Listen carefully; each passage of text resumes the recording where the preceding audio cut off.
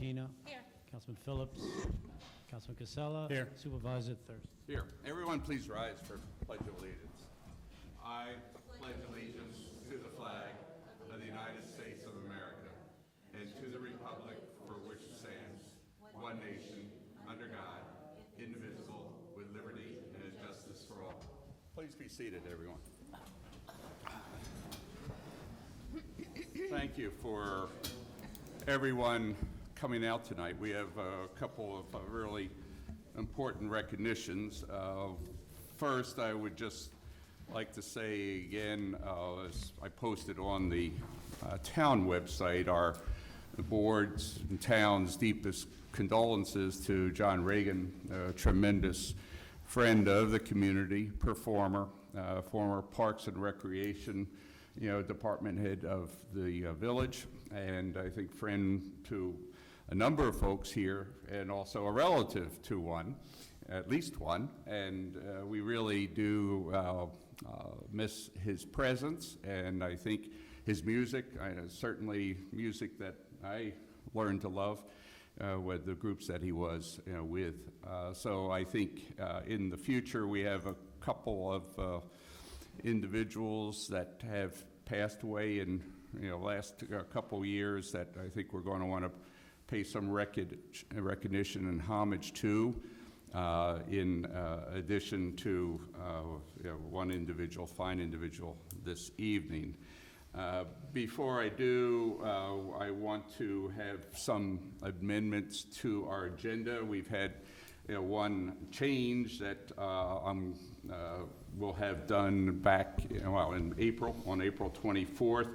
That's our item for the dedication of the Wappinger Historical Society display case. Their plaques, what they intended to have inside the display case, still have not arrived. Instead, we'll just move up to the agenda the Mid-Hudson Roadrunners Association proposal. As Tom, Tom's here. And so I'll just move that up so you don't have to wait till the end of the event. And Jessica will introduce that when we come to it. We had a couple of sports. Al, you wanted to mention Sure, good evening. contracts. So we have a couple of contracts that aren't part of the agenda tonight we're going to include tonight. One is for the Little League contract, so we're going to sign that tonight. It's an authorization, a stipend we had for Little League, so we're going to give them the money tonight, and same thing with soccer. You'll see that there's $10,500 for Little League, there's $5,000 for soccer, and also our Challenger League over at Robinson Lane, we're going to donate the $3,000 for them as well tonight. The other thing we want to do too is we have a couple of other items we want to discuss here, as far as we have a resolution later on to talk about Heritage Month for a group, but we want to add two things. One, April is also National Autism Month, so we want to include that. And it's also Child Abuse Prevention Month as well, so that's April. So that's two things we're going to add later on to the agenda as we speak when we get to resolution 2023-50. So again, those are three items that we want to add to the agenda for tonight. And with that, I'll make a motion that we approve the agenda, amended agenda. Second. Motion second, all in favor? Aye. Aye. Any nays or abstentions? Seeing none, the motion passes. I have a motion to acknowledge the minutes. Move it. Second. Motion second, all in favor? Aye. Any nays or abstentions? Seeing none, the motion passed. So now we'll go into a couple of the presentations and discussions. First, I'd like to call up Tom Story and Jessica. This is with respect to the proposal for the Roadrunners Club, a beginning and ending at a finish line in our town. So Jessica and Tom, why don't you introduce it to the board? I'll introduce you and Yes. get on with the show. So many of you might remember the Dutchess County Classic was held for a great number of years and involved the use of both the Robinson Lane Park as well as the road on Robinson Lane. They coordinate differently with the county to use Robinson Lane Road, but the park was always a very big part of it. And for a while, they had relocated, and now they would like to come back. And I will say, in the time that they used our park in the past, they were always very good tenants and cleaned up and did a great job. So this is Tom from the Roadrunners Club. Thank you. I'm Tom Story, president of Mid-Hudson Roadrunners Club, and this is Mike Tansey, he's vice president. So, as Mid-Hudson Roadrunners Club is a nonprofit 503c3 charity. Our mission is to promote health and well-being through the sport of running. Kids run free, right? My personal motto as president is running first and local second, right? So if it's all about running, nothing else, and we buy locally, and try to do everything locally. So with that said, we'd like to have our Dutchess County Classic 5K portion, just the 5K, right, which is a significant change from what we've done at your park in the past. On Saturday, September 16th, from roughly 6 a.m. and the truth is the runners and everyone would be out of there by 11 a.m. We might have a table set up through like noon or 1 p.m. to allow packet pickup for the next day's races, but that would just be a trickle of people one at a time. The big event would be gone by 11 a.m. We utilize your on-field parking as we have in the past, and I actually drove through there and recognized a couple more fields in the park.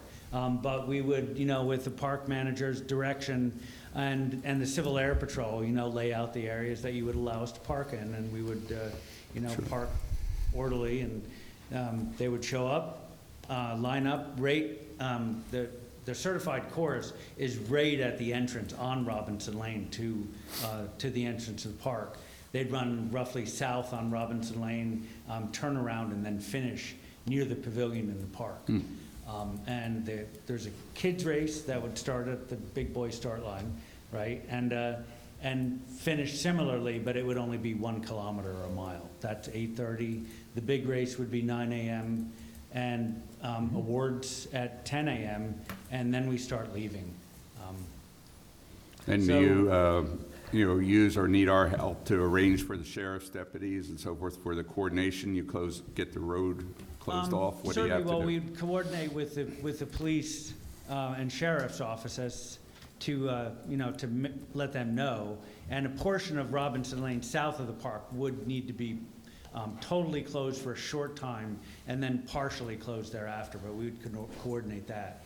And nothing north of the park would really ever have to be closed. It might be stopped for a minute as the race starts, but north of Robinson Lane, so between Robinson Lane and Knox on Road, that won't be closed at all. There's no need for it. So, Tom, I've worked with you previously in my county capacity, and you always do a great job coordinating. Certainly no objection to using our park, and I know from past experience how the coordination process works with law enforcement, as does the captain. We've done these races before and worked together with the sheriff's office and the state police and EMS. So I have no objection, no reservation about this. Just keep me looped in so that we can make sure that whatever municipality needs to be notified for road use, we can make sure that everybody's in the loop. It sounds like it'll be Town of Wappinger and East Fishkill probably involved with that. Certainly appreciate you bringing this back to life. I know that there have been a number of things have changed since pre-COVID, and we're starting to get things back to normal and build that rhythm again. So whatever I can do to help you with this, certainly I'll make myself available daytime or evening. Thank you. Any questions? No. But by the way, we have our own Veterans 5K this coming Saturday, and we're always looking for more registrants, so please. I posted it on our website, and we posted it on all of our social media and Good. electronic platforms, so all of our members know about it. And Thank I you. almost timed the race too, personally, but actually James will do that. Oh, yeah, James does a good job. Okay. Thank you. I don't think we need any resolution, do we, to recognize it? So we just acknowledge it and look forward to working with you. And So, and you'll let me know the Yeah. next steps, and absolutely.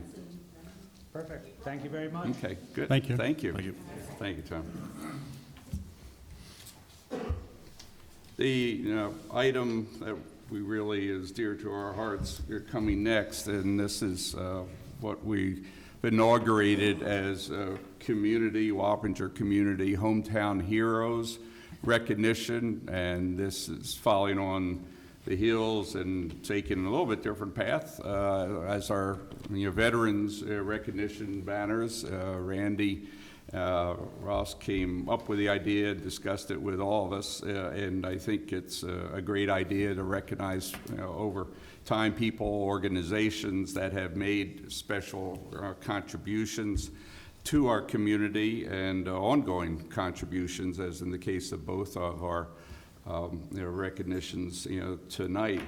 I'd like to first start, with the recognition, for as a hometown heroes, for Sergeant James Sweeney. So if the Sweeney family and friends would like to come up, then we'll, talk a little bit about that, and then the board will present a recognition of that. But as Noreen comes up, and the family has been very dear to our hearts, and we're of course all very saddened when Jim passed away as a result of heroic acts and involvement in 9/11 and the illness that he contracted at that point in time, which over time was one that took him away. But Noreen has been very supportive of so much what we've been doing in the town, particularly Spook Hill Park, and recognition too of what she and Jim and the family, 4 of you, did when you're growing up, when they're all growing up. The children were growing up at Spook Hill. And we really do appreciate those memories that you've shared with me and shared with our community. After 9/11, Zone Sergeant Sweeney, was assigned, to New York City and served there, and he was there on the detail, joined the state police, actually going back before that in 1978. And we have 3 of our really distinguished officers that are here tonight, to pay recognition to Jim. So what we have, a couple things. One is still with supply chain problems in delay, as we find often. We do have a little trophy that we'll present to you later on, Noreen. But as part of our community hometown heroes, we have a certificate that proudly recognizes Sergeant James Sweeney for his extraordinary service and sacrifice to the Wappinger community and the New York State Police during the time of his service. End of watch was March 6, 2021, and I signed it myself with the full recognition, support, and approval of the board. One other thing that I've done, which I hope the board doesn't get mad at me, but also in recognition, because Maureen and I have talked, is that I went to Sunny Gardens today and was able to get 1/3 discount donation really by Sunny Gardens, who are great to our community, but I ended up buying a flowering plum tree that you can plant in Jim's, and all of us come down, but in his honor and recognition, maybe in Spook Hill or some other location, but it's there, and all you have to do is show that it's been paid for. So you'll be able to do that, or if you'd rather we pick it up, then we can get a vehicle to go and pick it up, and you let us know where you'd like to, plant it or take it home, however. But I was thinking maybe Spook Hill would be right, so then you can designate the space, and then certainly as it grows, we can get a bench or add other, features, to that section of the park. So I guess, would you and Jack like to say something to the board, and then we'll come down and present this and take some pictures and ask our state police. I mean, you can only tell one, story, Jack. I'm sure you have a lot about. Jack, there's a time limit, Jack, so. No, Noreen, please. Go ahead.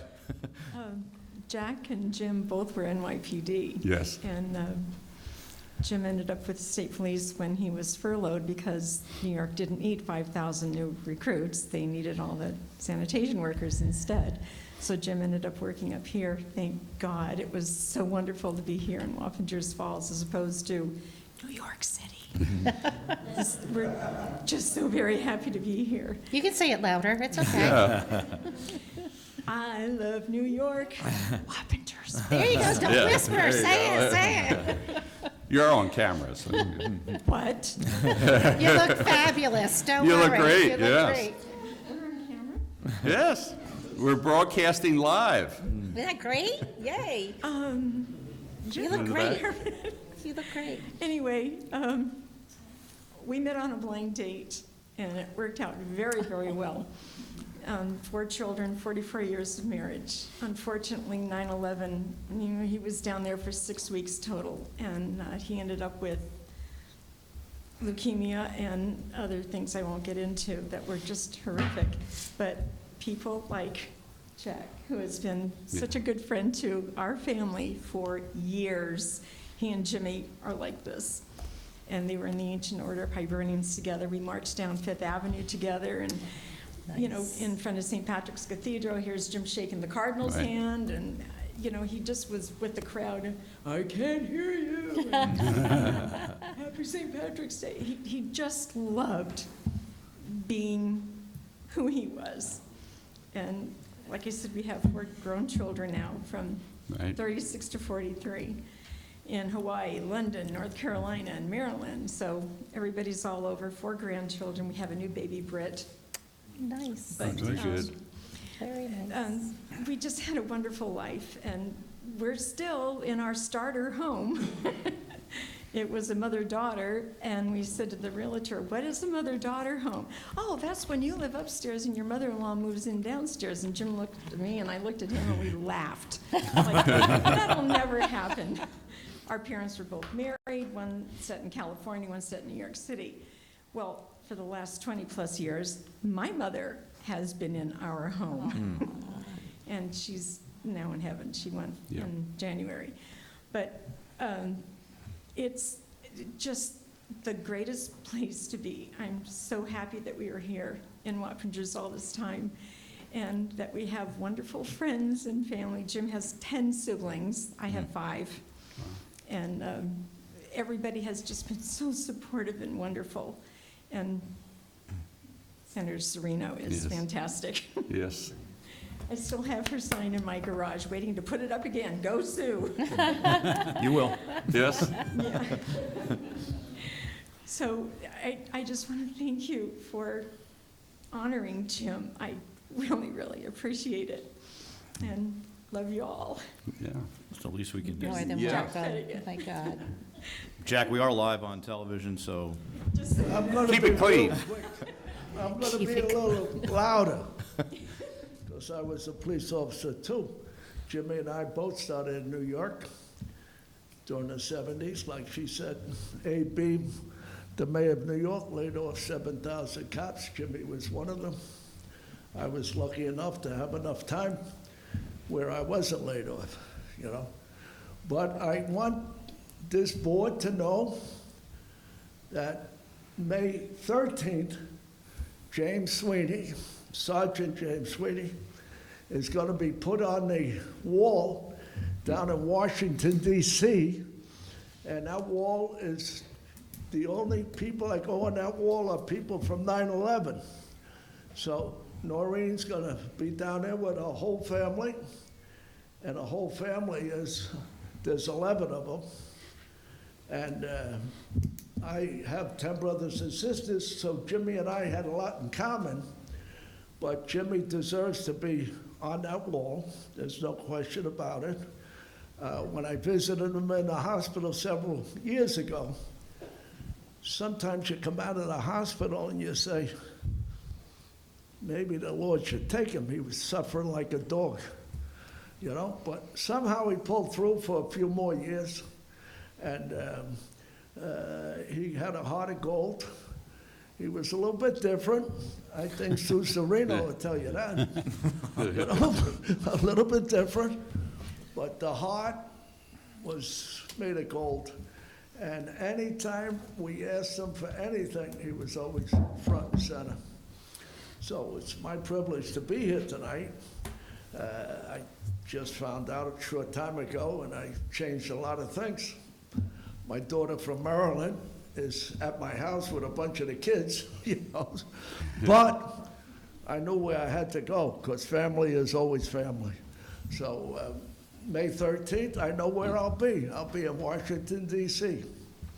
And the next day happens to be Mother's Day. I don't know about that with my wife, but she doesn't know that yet. Well, she does now. She's watching. Yeah, really. She sees you on That's TV why now. we've been married 60 years. But anyway, Jimmy loved, like Noreen said, the town of Wapages. The zone sergeant, that guy's got a big pair of shoes to follow, you know? And Jimmy would say, time to get on the road, Yeah. you know, so. Thank you. Anyway, I like the opportunity, again, to Thank you, Jack. express my gratitude to Noreen. I was fortunate enough to be well retired before 9/11, but those young lads down there, God bless them. Thank you. Thank you. Thank you very much. Before you, So, Sergeant, yeah. before you step away, though, if I could say, and first of all, thank you to the state police for being here this evening, our state police neighbors, which we are very lucky to have right here on the campus, and certainly they're here to support you and the Sweeney family. You know, I've known Mr. and Mrs. Sweeney since St. Mary's and Wapagers all those years ago, and Mrs. Sweeney never lets me forget the St. Mary's days. Actually, there's only a few people that can call me Billy. She's one of them. Jack can't call you that? Jack does too. He's allowed. Yeah. But that said, I mean, Call you something else. well, Yeah, I heard that the other day. True. Now, that's what his wife calls him. No. I have to say, you know, here in the town of Wapager, we reflect each year on September 11th. We take it very seriously in this town, and certainly we never want to forget not only those that made the ultimate sacrifice on September 11th, 2001, but in the days, weeks, months, and years after those heroes. Many of them suffered from debilitating illnesses and lost their lives years later, such as Jim. And it was just last week, yet another hero from 9/11 succumbed to the 9/11 related illness. So we can never forget the sacrifice of all those that were there that day and those that continued to suffer from illnesses after 9/11. So on September 11th of this year, certainly with your permission, we will salute Jim for his service to this country and the many years that you have been involved in this community in the town of Wapager. So understand that September 11, 2001 continues to be at front of our minds here in this community, and will be forever indebted to the service of your husband. Yeah, And we'll thank never you. forget. Yeah. Want to go We down and we'll will just not forget. present this.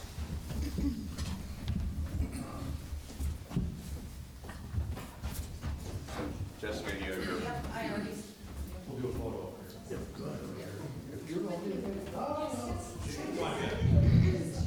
Jack, come on. Zone Sergeant, okay.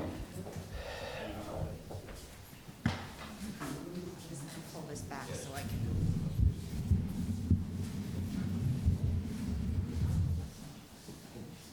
Here, back up a little bit so we, let's back up.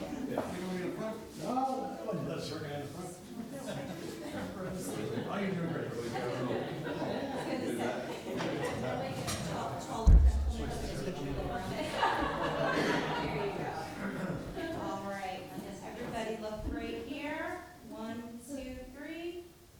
Yes. Very good. Thank you. You got it. Thank you. Thank you.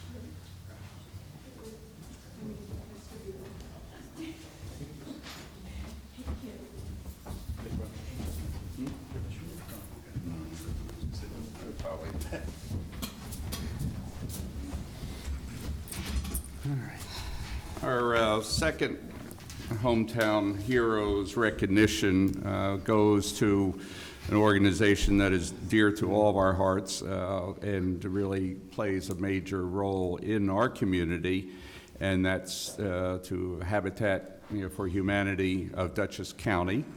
And Maureen and I have gotten to know each other, well through coming here to the board, through Rotary and various organizations. And Habitat has done a tremendous amount of good for our area and have, continued to play vital roles in different ways. It's not just building houses, it's not just restoring houses, but also in dealing with artifacts from houses and, the great program that we wish the building was actually in the Wappinger town, but no.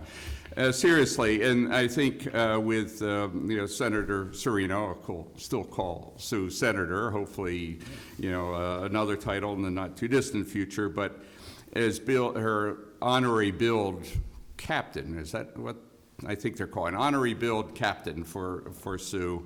And this is also with other build captains that are Barb and Amanda people in our community that really make a lot of ongoing contributions. We have had a successful project here in the greater Wappinger area. We hope for many more, to come. As I said, Maureen's presented to our board, and we're looking at more opportunities. I do want to scold her a little bit for stealing away one of our top employees, in Todd Bowen, but that will, I think, further help build an even stronger bridge between our communities. And I think as we take more steps together in the months and years ahead, I really look forward, and the board and all of our officials and staff look forward to working with you. Thanks for to Randy for also first suggesting that we consider Habitat as a result of what you've done. So similarly, I did, we have this certificate which says Community Hometown Hero. The certificate is proudly awarded to Habitat for Humanity of Dutchess County for your extraordinary service and contributions to the Wappinger community and beyond, signed by myself, but also I did, also get a tree as well for you. This is a red bud. I decided to get two different trees, both flowering though, both of which I love, and also is over at Sunny Garden, and also thanks to them for making a donation toward that lovely tree. So again, you feel free to wherever you might like to plant it, or maybe it's a new home that you build. I leave that, and we leave that to you. But this you'll get this, and then if you need any help, you just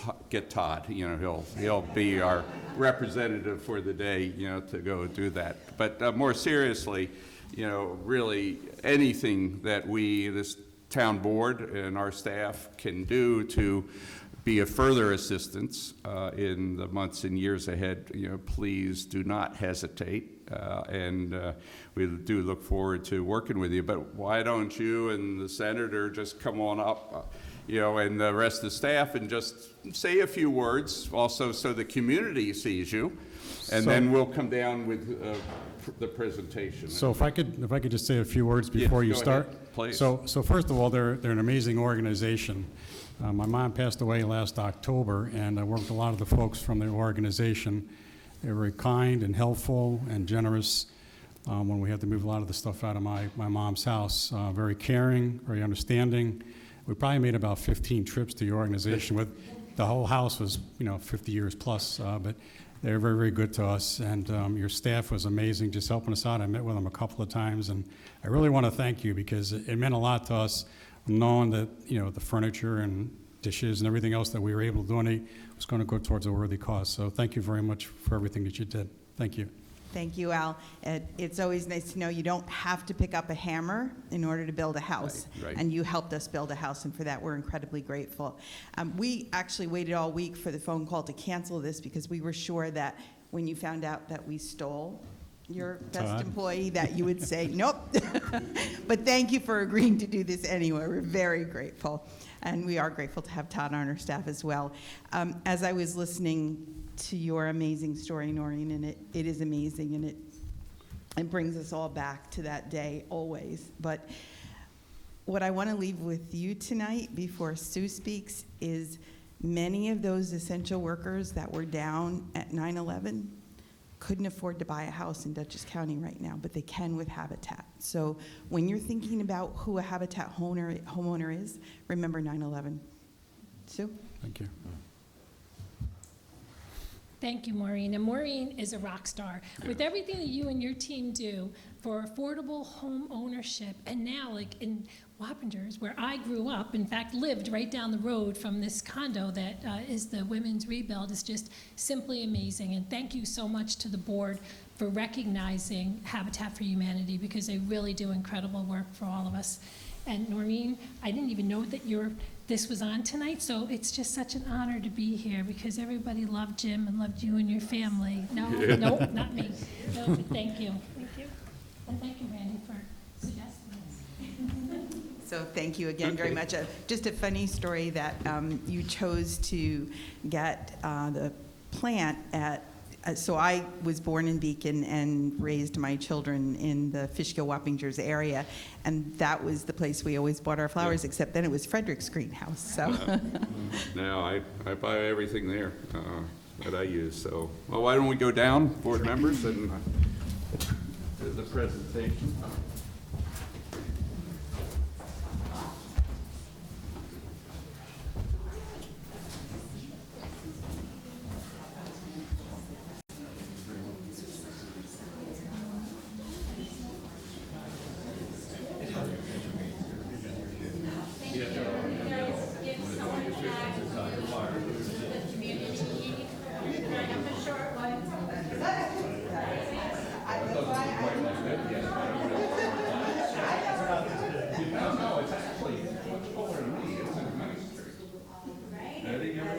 Look this way. 1, 2, 3. Perfect.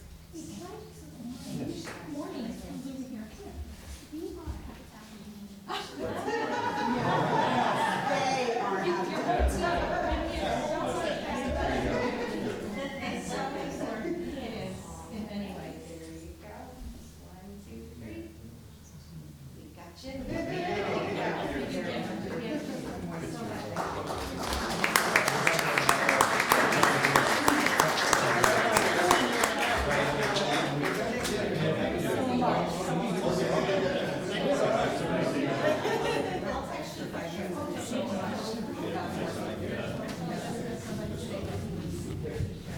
When they're just like, no. I'm sure it wasn't boring, so.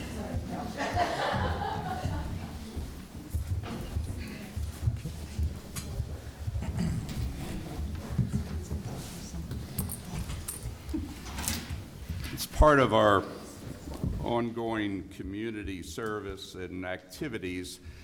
One of the areas that, we have, focused on as a board is trying to enable our town to better adapt to, climate change, really, pushing for greater resilience and adaptation for the town. And certainly, Habitat, does play a role in that, but also, we are involved in next board meeting. I'll talk a little bit more about some of the things, but when you look at even the Hudson River Estuary Program and what we're doing with Sprout Creek and Wappingers Creek, with respect to that, and also as we apply for many grants, we don't get them as often as we'd like to see, but we do. The climate smart community work becomes very, very important going forward, since we have about 3.7 miles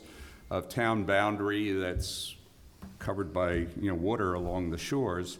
We are a riverfront community in so many ways that is impacted by changing climate conditions. So we've been working for a few years, interrupted a little bit by COVID, on climate smart communities, checklist, and I've invited Kelsey West to come up here and speak to the board to summarize what we've done and where we, want to take it. So Kelsey, please come on up. I've had the pleasure of working with her, getting to know her a little bit, and so I asked her to come. And since Todd wasn't available to handle the television and so forth, Kelsey's had to print the report, to us. So we'll have to take care of that going in the future. But thank you.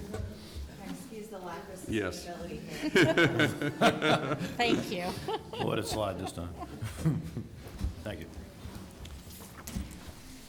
But we've been working with them and her to really, it's part of our partnership, which we've been doing in so many different areas that you hear about as we spend time before each board meeting officially to discuss that. So there's a lot more to be done. We have checked off a number of boxes. Our staff and department heads have worked with us in this area. So I'll turn the floor over to Kelsey. Thank you. Thank you for stalling for me a little bit there. Yeah. Yeah, so I appreciate you having me here this evening. I have to say, I've been to a lot of town board meetings before, and this has been the most touching. So, yeah. What a beautiful meeting. But yeah, so my name is Kelsey West. I'm an environmental educator at CCE Dutchess County. And for the rest of the year, I will be supporting the town of Wappinger with assisting your achievement of bronze level climate smart community certification. So we're able to offer this assistance through the CCE Climate Resilience Partnership. This is just a group of Hudson Valley extensions that work together to support climate resilience by providing technical assistance on climate-related projects. We are funded by the Hudson River Estuary Program and the New York State Water Resources Institute at Cornell. So yeah, I was just hoping to give you a quick refresher about the program and also just talk about kind of the steps we've taken so far and some immediate next steps that will be important to achieving certification. So Climate Smart Communities, it's a New York State program housed under 7 different offices, and it supports local governments in reducing greenhouse gas emissions and adapting to the effects of climate change by providing local governments with a robust framework of actions to guide climate action efforts. So to participate, communities need to take a voluntary pledge, which the town did in 2015, so I already want to check mark there. So the framework is built around 10 pledge elements. If you look at slide 3 on the presentation, it lists them all. I certainly don't want to read them all, but each pledge element is paired with a menu of actions which communities can take. There are 130 different actions to choose from within this program. And by taking actions, you earn points associated with each of them. And the goal is to achieve a certain point threshold to become a certified community. So there are 3 certification levels: bronze, silver, and gold. Nobody has gotten gold so far, so maybe something to strive for in the future. But we'll start with bronze.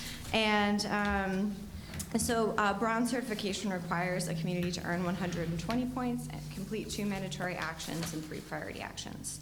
So there are quite a few benefits to participating in the program. One of them is, of course, being able to receive free technical assistance from CCE Dutchess, but also from the Hudson Valley Regional Council, who can provide aid in completing Climate Smart Communities actions. But there are also a ton of other tools that can support communities in this effort. DEC's Office of Climate Change puts together a monthly webinar series, for example, and there are some other great printed materials as well. In addition to that, communities that become certified receive statewide recognition. You get a cool plaque and a nice state press release. But one of the greater benefits is that communities that achieve certification can receive higher scores and some state competitive grant opportunities. So there are 2 types of grants: the implementation grants through the Climate Smart Communities program, and then also certification project grants. And those range from $10,000 to $2 million, kind of depending on what opportunities you're trying to fund. So given the number of actions, the program can be a little bit overwhelming. So back in 2021, CCE worked with I'm sure members of the town board and some other folks in the community to go through a certification assessment. And that was just to kind of hone in on which actions may have been completed already, which ones may have been partially complete, and then also develop some recommendations based on your town priorities. So I'm sure things have changed since the 2021 assessment, but I did print out a copy for your review just to kind of give you an idea of some of the projects that would count towards certification. So just to summarize what the assessment found, there are 78 points worth of actions that have already been completed by the town. All you have to do is document and upload them to an online portal. There are, I think, 40-something. 49 or something. 41? Oh, sorry. 41. Yes, yeah, 41 projects that were listed as in progress, so might have just been missing a detail or two, or they might have been completed by them, or by now, since then. So lastly, there are a couple of recommendations, about 10 points worth, just to give you a nice buffer over that 120-point threshold. So all in all, you're in a really great place to kind of mobilize and begin working towards achieving certification. So that's great news. The first major step towards doing that is completing 2 mandatory actions. And those are worth 30 points, so very worthwhile. The first action is to establish a Climate Smart Communities Task Force. So this is a group typically made up of community residents and stakeholders who participate voluntarily. The group must also contain a liaison from the town. It could be municipal staff or an elected official. But the goal of the group is usually just to collect documentation, kind of steward a few actions across the finish line as well that might be in progress still.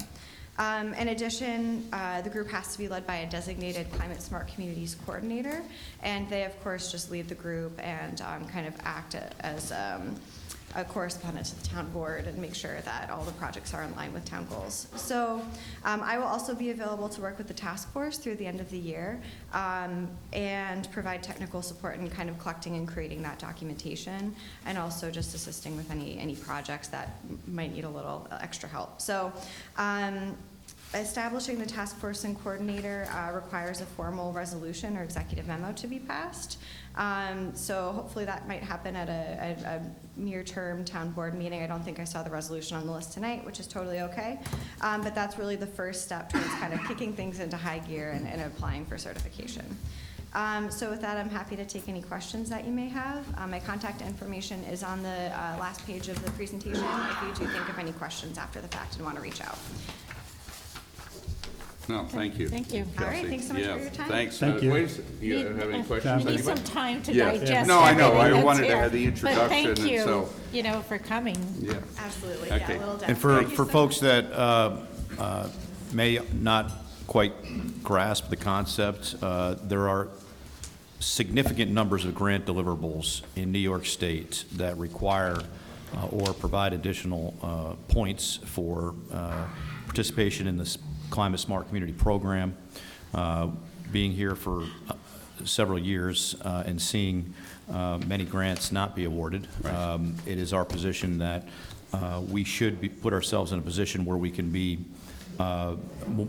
improve our eligibility for these grants from the state, and this is going to assist with that process. Yeah, thank you, Bill. And we thank you. for coming. Thank you. Thanks. Bye-bye. Okay, Frederick, yeah, there he is. Frederick, why don't you come on up and give your financial report? Thank you.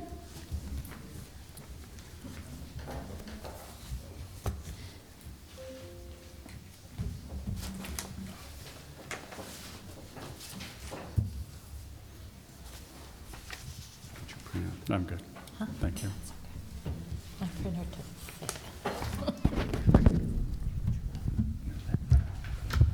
Here, yeah. Thank you. Thank you. I can see it, it's just. And if not, you can take this. Take this. Yeah, that's okay.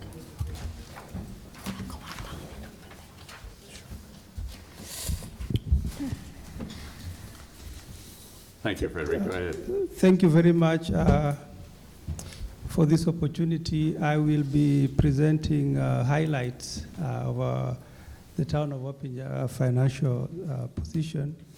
for the first 3 months of 2023.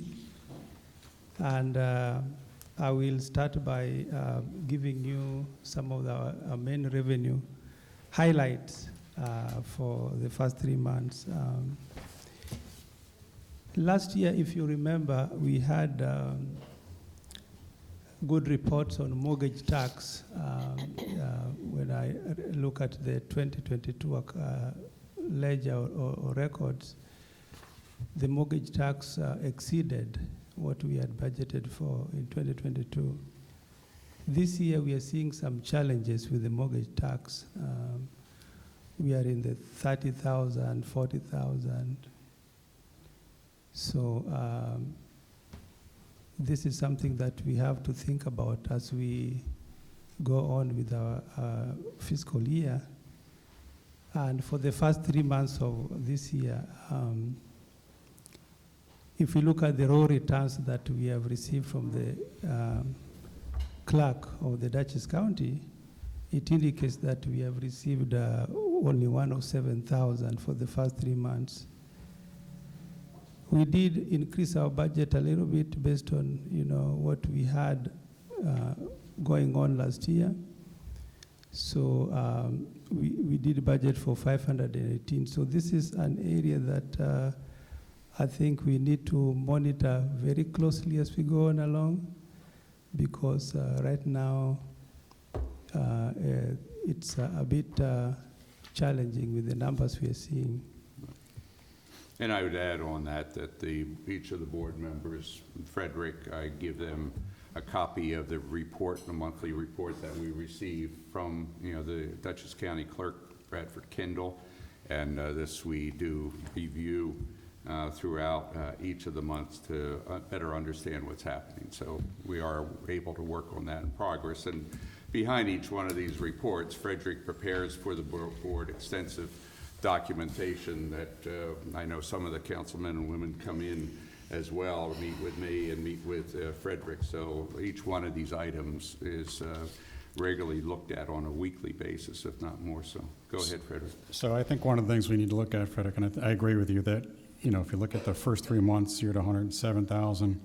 Let's say you go to about 36K per month on average, or it says you come around 430,000 versus a budget of almost 519. So we just need to be aware as we look at our spending in the A fund.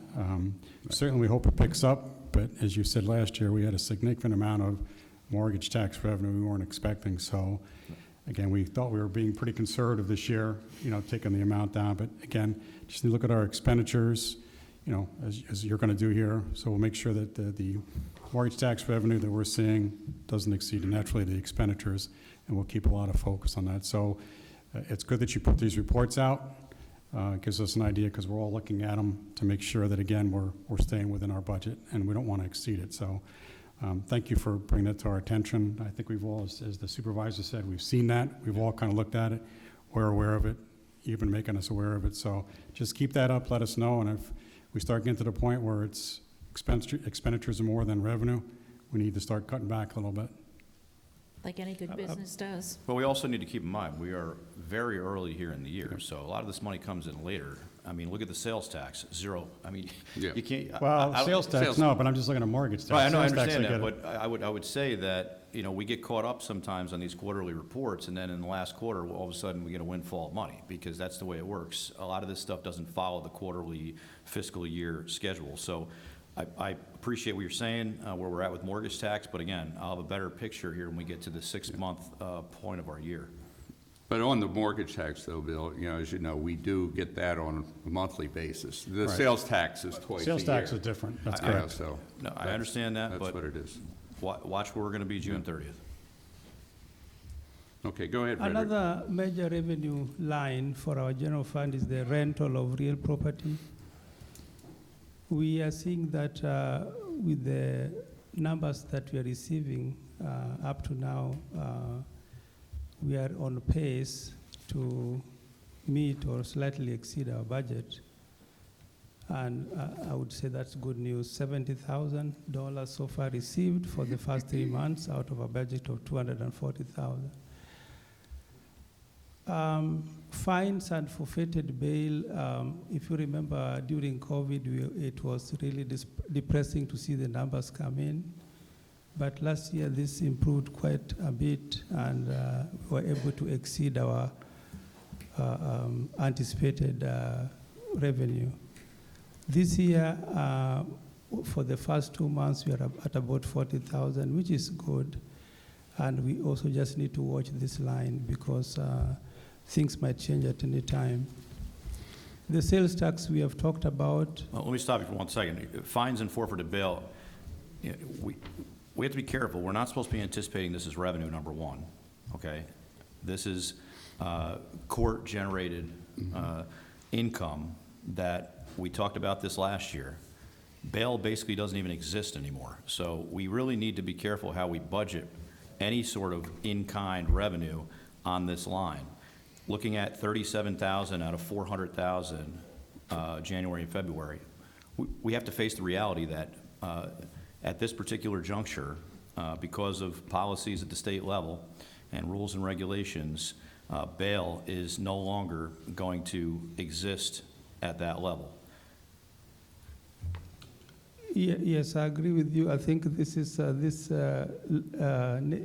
phrase has been used for a long time. We need to change it because we really do not have much of. We haven't had any bail for a couple of years. Right. It should be fines and fees. Yeah, I mean, with respect to that, historically, forfeited bail has never really been a very large component of that budget line. You know, it's fairly minimal because it is forfeited bail, so it will be somebody who did not appear. Correct. And you know, and if you go monthly and look at the reports from the town justices, you can track that. But with respect to the fines, those are typically fines with respect to motor vehicle and traffic law violations, also lift fees for people who don't appear in their suspensions, things of that nature. And also with respect to the month of February, I do most of the court appearances on the prosecutions. However, sometimes other people from my office cover. But a number of the court dates were canceled because of weather. So, part of this probably doesn't reflect, normally you would expect in 2 months you'd have at least 8 calendar dates of vehicle and traffic, but January I think was pretty good, but February I think at least 2 of the court dates. 2 cancellations, right? Yes. So, but as you said, Bill, it ebbs and flows based on, time of the year. But keep in mind too, I think back to Bill's point is that, we do not calculate any of that revenue into our overall operating budget. Basically, what revenue comes in pays for the court costs. Frederick did a study, and it's really not a winner on that. In fact, when you look in overall, including benefits, it loses. Sure. Money. So that's it's a service to the community to have that here. So. And then the other thing too is with respect to, there is a formula as to how the income from the court fines is distributed. It's distributed between the state and the court. So, not all of the fine money goes to the town of Wappinger. A portion of the portion of the fines go to the state. So we do not get all of the revenue from. In fact, to that point, we had one of our recent meetings of the Dutchess County Supervisors and Mayors Association. I think all of the communities, 27, 28 of us, signed a letter that was sent to the state controller, Mr. DiNapoli, asking about we think, disproportionate amount of monies that go to the state, and the answer back is that they're going to study it because it hasn't been looked at for maybe a decade or more. Yeah, so. And one of the things that a person who is is convicted or pleads guilty to a traffic offense, there's a surcharge that's imposed, which goes to the state. So it does not go typically to the town. So, there's a lot of components to, Right. The various fines, and the town has no control over how Right. that's distributed. That's, a creature of the Department of Motor Vehicles and the state legislature. Okay. Frederick, may continue. Thanks. If I may proceed on sales tax, as you can see, we have reported 0 for now. But I remember sending you a report not so long ago showing that for last year, 2022, we did receive a significant amount of growth on sales tax. Our current budget for 23 is about 1.7 million, which was about similar to 2022. And with the growth that came in about 3 weeks ago for 22. So is that overachievement that you just received a check for? Is that in your balance, your fund balance? 1.3 million, yes. Okay. Yeah. Because which it was is pretty basically significant. extra. Yeah, but again, it came in March, right? It came in Yes, March and it was. usually From last year. From last year, So correct. that's why, my point is, and I appreciate that we do these financial analyses, but we're not seeing the total picture here, because a lot of these revenue streams don't come in until after the quarter we're discussing. So we'll sit here and we'll say, well, we gotta be careful there, we gotta be careful there, and then in 2 months, the revenue from that previous quarter comes in. So, I think we just have to be careful, especially in this first quarter, because looking at these numbers at face value right now is very misleading. Especially the sales tax. I mean, that's very misleading because you got a budget It's the of biggest one. 1.2 Right, million yeah, and you have right. received no money in, so. Yes. But you yeah, just that's- got fourth quarter, as Bill said, in first quarter, so, and Right. again, we overachieved, so you're putting money back into the fund balance, fund balance is where you're putting it. Yeah, so sales tax for January through March usually comes around May or end of May, so. My that's point is, I'm not too worried about that line. Right, right. Because it's, So, as you said, 6 months out and the revenue will come in. Looking at other items, building permits, zoning fees, and safety inspection fees, these are line items that I'm not worried about. Usually, year after year, we exceed our expectations, and I don't think that this year will be any different. On the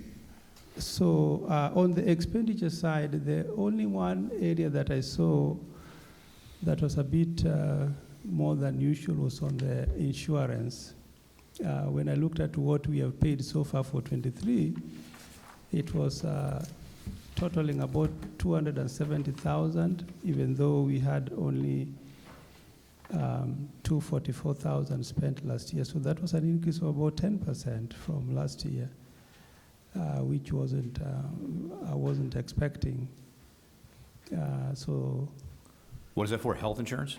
No, not health, other insurance, liability insurance, auto, public officials, all the other insurances for the Okay. time, pollution, cyber. Because the claims going into those areas has been significant Right, here in the right. state. We haven't had any. So the rates liabilities, have but gone the up. Rates have gone up Yeah, across the exactly, board. exactly. Well, that's no surprise. So Yeah. we'll have to take a look at that during budget time. We can't control that, unfortunately. Right. We try to take into account, though, we just don't know how much it's going to go up, but we did factor some of those increase in the budget. Yep. Exactly. Best we can do. We were proactive. Yeah, so that's why when you look at our cash balances, we just received 100% of our property tax, so the money is in there, and basically not touched. But also in the A fund, you do remember we have the 2.2 million from the ARPA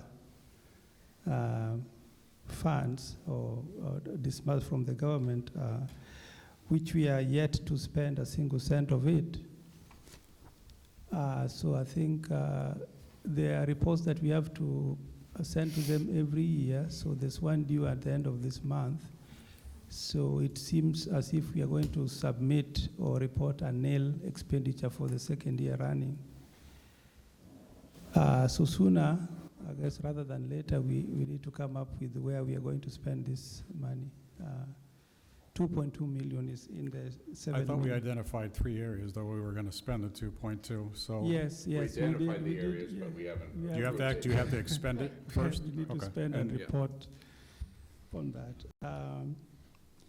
Now, when I look at my projections for fund balance, end of March, the only difference I see here between 3 major funds, A, B, and DB, is the B fund.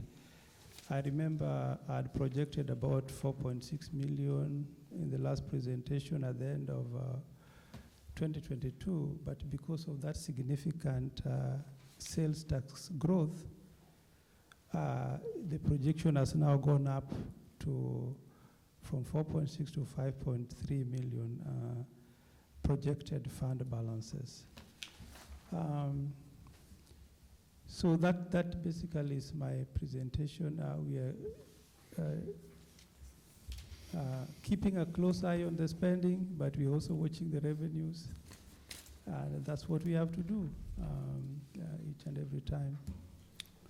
So the one thing I was looking at is your cash flow. Yes, yes. So which, thank you for putting that together. I appreciate that. Yeah. So you did a 4-month actual, and we're still at roughly between 25 and 28 million, with the exception of March, because we saw a lot of basically our property tax come in. Yes, yes. So you're higher at 33 million, but you've been consistent. So it's good to know we're staying consistent month over month over month, considering the expenditures we have going out the door. So thanks for putting it together. Thank you. Thank you, Frederick. And clearly, there is no question that we are on strong fiscal ground here. We're in unprecedented fiscal times. We have among the lowest tax rate in Dutchess County per capita, and significant fund balances here as we, again, face these questions on where the economy is going in the future. So certainly appreciate, I know sometimes I get annoyed looking at the numbers because, you know, you're not really seeing the full picture. I understand why we do this, but if you look at the bottom line here, clearly, I'll put us up against any town in this county with respect to financial management. Thank you. And I agree with that statement. We are in strong fiscal position here. God forbid we did go into a recession or anything. We're well positioned, God forbid. So I want to thank the board for their We're conscientious focused on effort and it. stuff. Right. We So do focus. thank you and- for keeping that in focus. Yeah, Frederick, and Thank you, Frederick. Thank you. Thank you. Thank you. The next item on the agenda is our public hearing. This is to discuss the local law, number 2, the amending of Chapter 221, which relates to the tax exemptions for our firefighters, and a very important aspect. So tonight is the public hearing, and then based on that, the board will consider the resolution. So do we have a motion to open the public hearing on this important? So moved. Second. Motion and second, all in favor? Aye. Any nays or abstentions? Seeing none, the motion passed. So now open for comment, and I know the commissioner is here, would like to make a comment. So welcome, John. Good evening, guys. Thank you for doing what you're doing here tonight. Good evening, John. As a local fireman, as Bill, I think, can attest, we need all the help we can get. So we really appreciate what you're doing here tonight. I came here personally to thank you all for doing this, and we'll keep up our work. We'll keep up our end. You keep up. Well, we really appreciate it. Just for our audience, tell us a little bit about what Volunteer Fire Company in Houstonville and overall in the town is Sure, doing, because this is how we, do survive, and helping a little bit, and 10%, it's not a lot, but certainly it's a huge amount to help, continue to draw, volunteers to our fire, units. And as we try to retain firefighters, with stuff like this, a LoSAP program, a tax benefit program, these are the kind of programs that we need to show people that they can come, stay with us, and earn something out of the, I mean, a lot of us donate a lot of time. I know our company, people donate tons of time, and you have to appreciate what they do. We do appreciate what they do. We all appreciate what they do. And as chairman of the board right now, as commissioners, it's, I see a lot of different things. So I just wanted to come here and tell you how much we appreciate what you're doing here tonight. I need to commend you because you have the younger generation getting involved and being taught and being mentored, and that's so important. It shows their interest and the future, and I've heard nothing but positive things from the younger members, from the mentoring, from the more senior, mature group. But thank you, because you play such an important part in all of our lives. Thank you. You do, and it's volunteer, and a lot can be said for volunteers, so thank you. And our community's been blessed Yeah. by our forefathers and their foresight for enabling us to have the best in class of our police, firefighters, ambulance, and all of our public, services for what many communities pay a lot of money into the budget. And it's also sacrifices like Sergeant Jim Sweeney and the whole, K Troop, our sheriff's deputies, our Wappinger village, police that also do help out, ambulance. So we've been able to provide and continue to provide, and it's certainly with our fund balances to continue to pay for those services at a very cost-effective way. But the volunteerism that exists, we're one of the strongest communities, as also Councilman Beal, who's very much involved in this, would tell us. But how many folks do you have volunteering in Houstonville alone? I think we're up to about 45, some. Yeah, so right now there's 34 active members, but what the chairman has not mentioned is his involvement with our Boy Scout troop and our Explorer Post. Absolutely. Where you're getting them at 11 years old in the Boy Scout troop and at 14 in the Explorer Post. Yeah. And now we just had our first 2 Explorers in this generation come over to the fire department. So we're creating, those new members. And what a lot of people don't realize is our current fire chief and our current first assistant chief are both former explorers that started when they were 14 years old, and now they're in their 30s. So we try to generate from our department that path where we can capitalize on the young people in our district specifically. Now, New Hackensack is fortunate to have taken in between 6 and 10 new active members in the last 2 months, I believe. Chelsea continues to bring in new active members.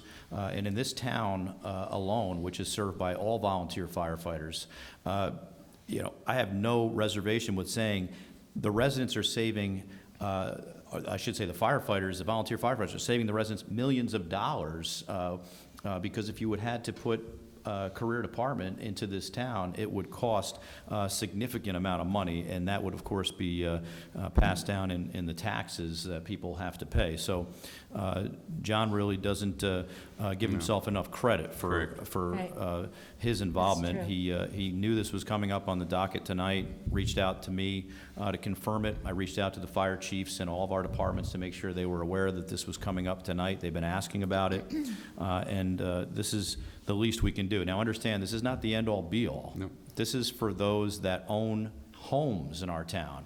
And the reality of it is most of these volunteers don't own homes in this town, either because they can't afford to buy a home in this town, or they still live at home with their parents. A lot of these younger volunteers live at home with their parents. So in addition to this initiative, our Volunteer Firefighter Association at the state level is lobbying the state to increase the ability for the income tax credit for volunteer firefighters.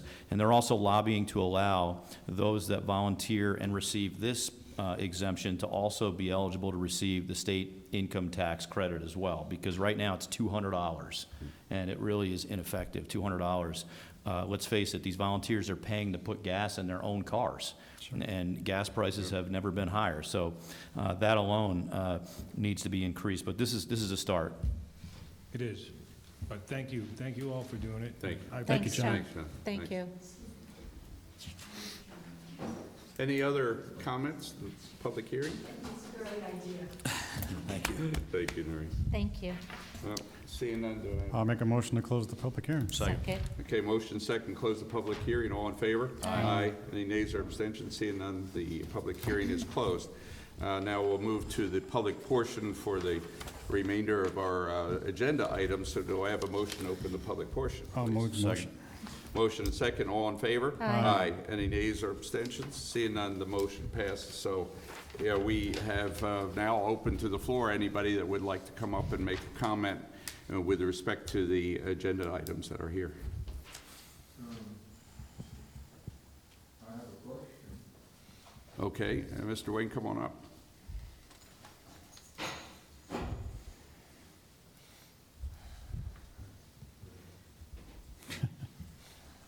Hi, I've been a resident for 21 years plus. My name is Hayden Wayne. I have a question for the board.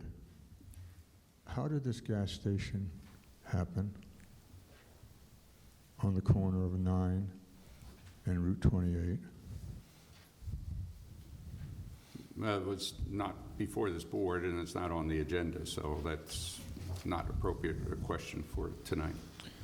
Well, the election is appropriate, and Well, as I said, it's your opinion. and those Go who've ahead. watched this will know what I've just said. Okay, thank you. Thank you. Okay, any other comments? Questions? Yes, please. Identify your name and, yeah. Hi, my name is Dino Alexander. I'm a resident of the town of Wappinger, and with the board's permission, I would like to say a few words to Noreen. May I? Oh, sure. Yeah. Okay. Sure. I wasn't planning to speak. You don't know me. Most people don't know me. I didn't know Jim, but your words were very moving, and I just wanted to share a little experience. I was in my teens when 9/11 happened. I was not born in the U.S. I was not in the U.S. at that time.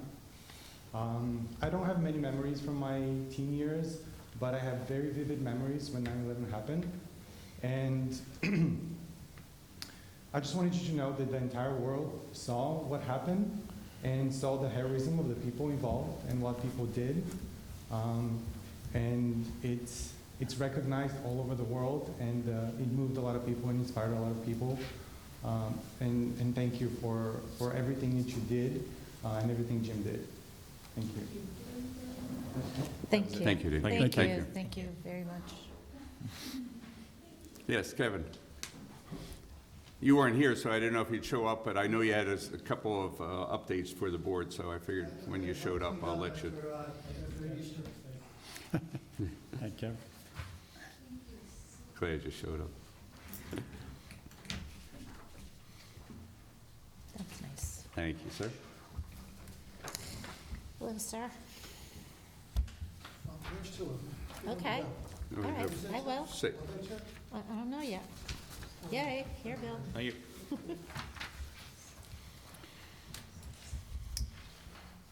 I appreciate the opportunity to speak, and I apologize for being late. I told the supervisor that I would be here with bells on, ready to speak, but I appreciate it, like I say. Let's start at the bottom. At the bottom is the 5K run, walk-run for veterans' causes on the Dutchess Rail Trail from Lake Walton to Didell Road and back. All abilities are invited to take part, meaning road runners, seniors, juniors, couples, same cost as before. This is to take place on April 15th this year. As two of our fundraisers have been unable to assist, the donations are on a par with 2021, which is not bad. We will clear costs. An important thing is... I think we got in a couple more today, so Right, it's going right. well. Unfortunately, I've got a full-time job now. I'm no longer retired. So I just can't do what I was doing before. Where are you working now? The county veteran services. You are? That's what I heard. Congratulations. I had been working out of Castle Point on a voluntary basis to the tune of probably 30 hours a week. Wow. And Adam Roach asked me if I'd like to do the same thing and get paid for it. Well, that's great that you're on the team at the county level now, too. That's Yeah, great. It is great. It is Bring a great. wealth of knowledge, so that's great. Yeah. We're, we're using the Glad to have American you on Legion board. as opposed to DAV, which is totally, it's transparent. But we see a real large number of veterans, and it's very fulfilling. The DAV is still going at Castle Point, so Good. to them. I am relying on Jessica to do nearly everything. And she has been doing Sure she appreciates everything. Yes, she has. Fortunately, she doesn't get a hold of me very often to ask me to do things. But I got a hold of, I was contacted by Gail Sherry, who's her company is running the race, and she asked me to sign the contract, and I did, so we are ready to go. We have almost 50 people signed up, which, believe it or not, is the way we looked in 2021. So 2021, we approached 100 people.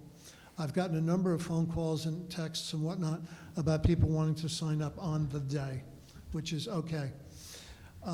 Be there at 7 o'clock in the morning. 7 a.m. I have a number of people. Actually, all of you folks are invited. Everybody's invited. I've put out the word to the DAV folks that they're going to come and help. They originally set up a table 2 years ago, and they made $3. So they've decided not to do a table. They will really get out and help, like around at the turn on Didell, handing out water and being visible to everybody, which is what they really enjoy. I think that's about it about the 5K. Now, moving up from the bottom, the Hometown Heroes banners, we have about 143 banners. I have an order for about 15 more that I'm going to be processing this week. I searched around for another vendor, and there's no comparison. So we're staying at the cost that we have of $200. There are a number of people who have bought banners and offered to help me with other banners that people can't afford. Jacobus Swartout is one of those people who can't afford a banner, so Chris Simonetti is helping out. And I've got the photo, I've got his information, and when I put in the order this time, we'll have one for Jacobus. Well, that's interesting. That's an interesting approach. So, right. So we have obviously, former,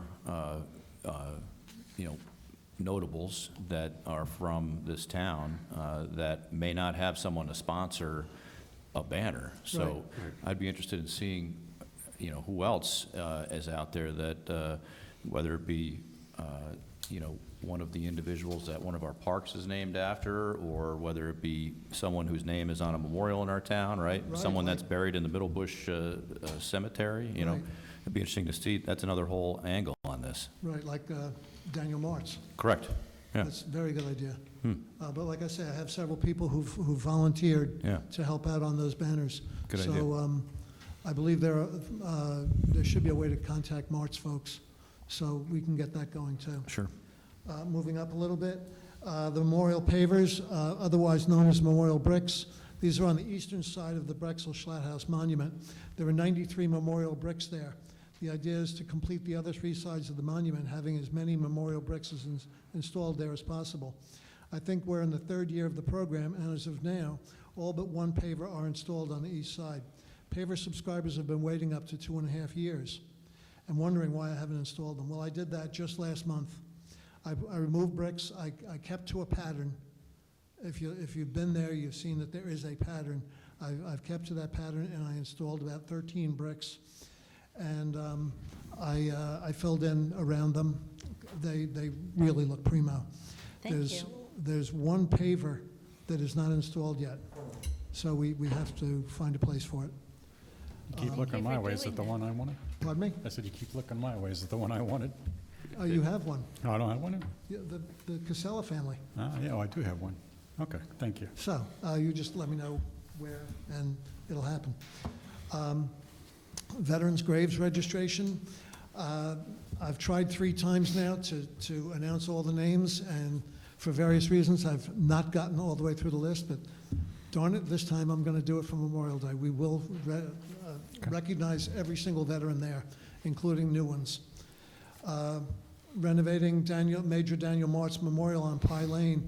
We know that the original has fallen apart, and we are ready at some time to complete the new memorial. We have the flagpole in place. We have the bricks in place. And we do have money set aside, right? I know we put some money for Parkland Trust to pay for that, right? Okay. I don't know if we have enough money. Yes, we did. I don't think it's enough. But We had 19,000 for that. I don't know if it's probably going to be a lot more expensive because it's a couple of years ago, but something we ought to take a look at. And All right. if you give us an estimate on it, we certainly want to Well, take care of that. the second paragraph down from the top, I have a couple of veterans grants in my pocket. One from the state and one from the county. The New York State grant is reimbursable.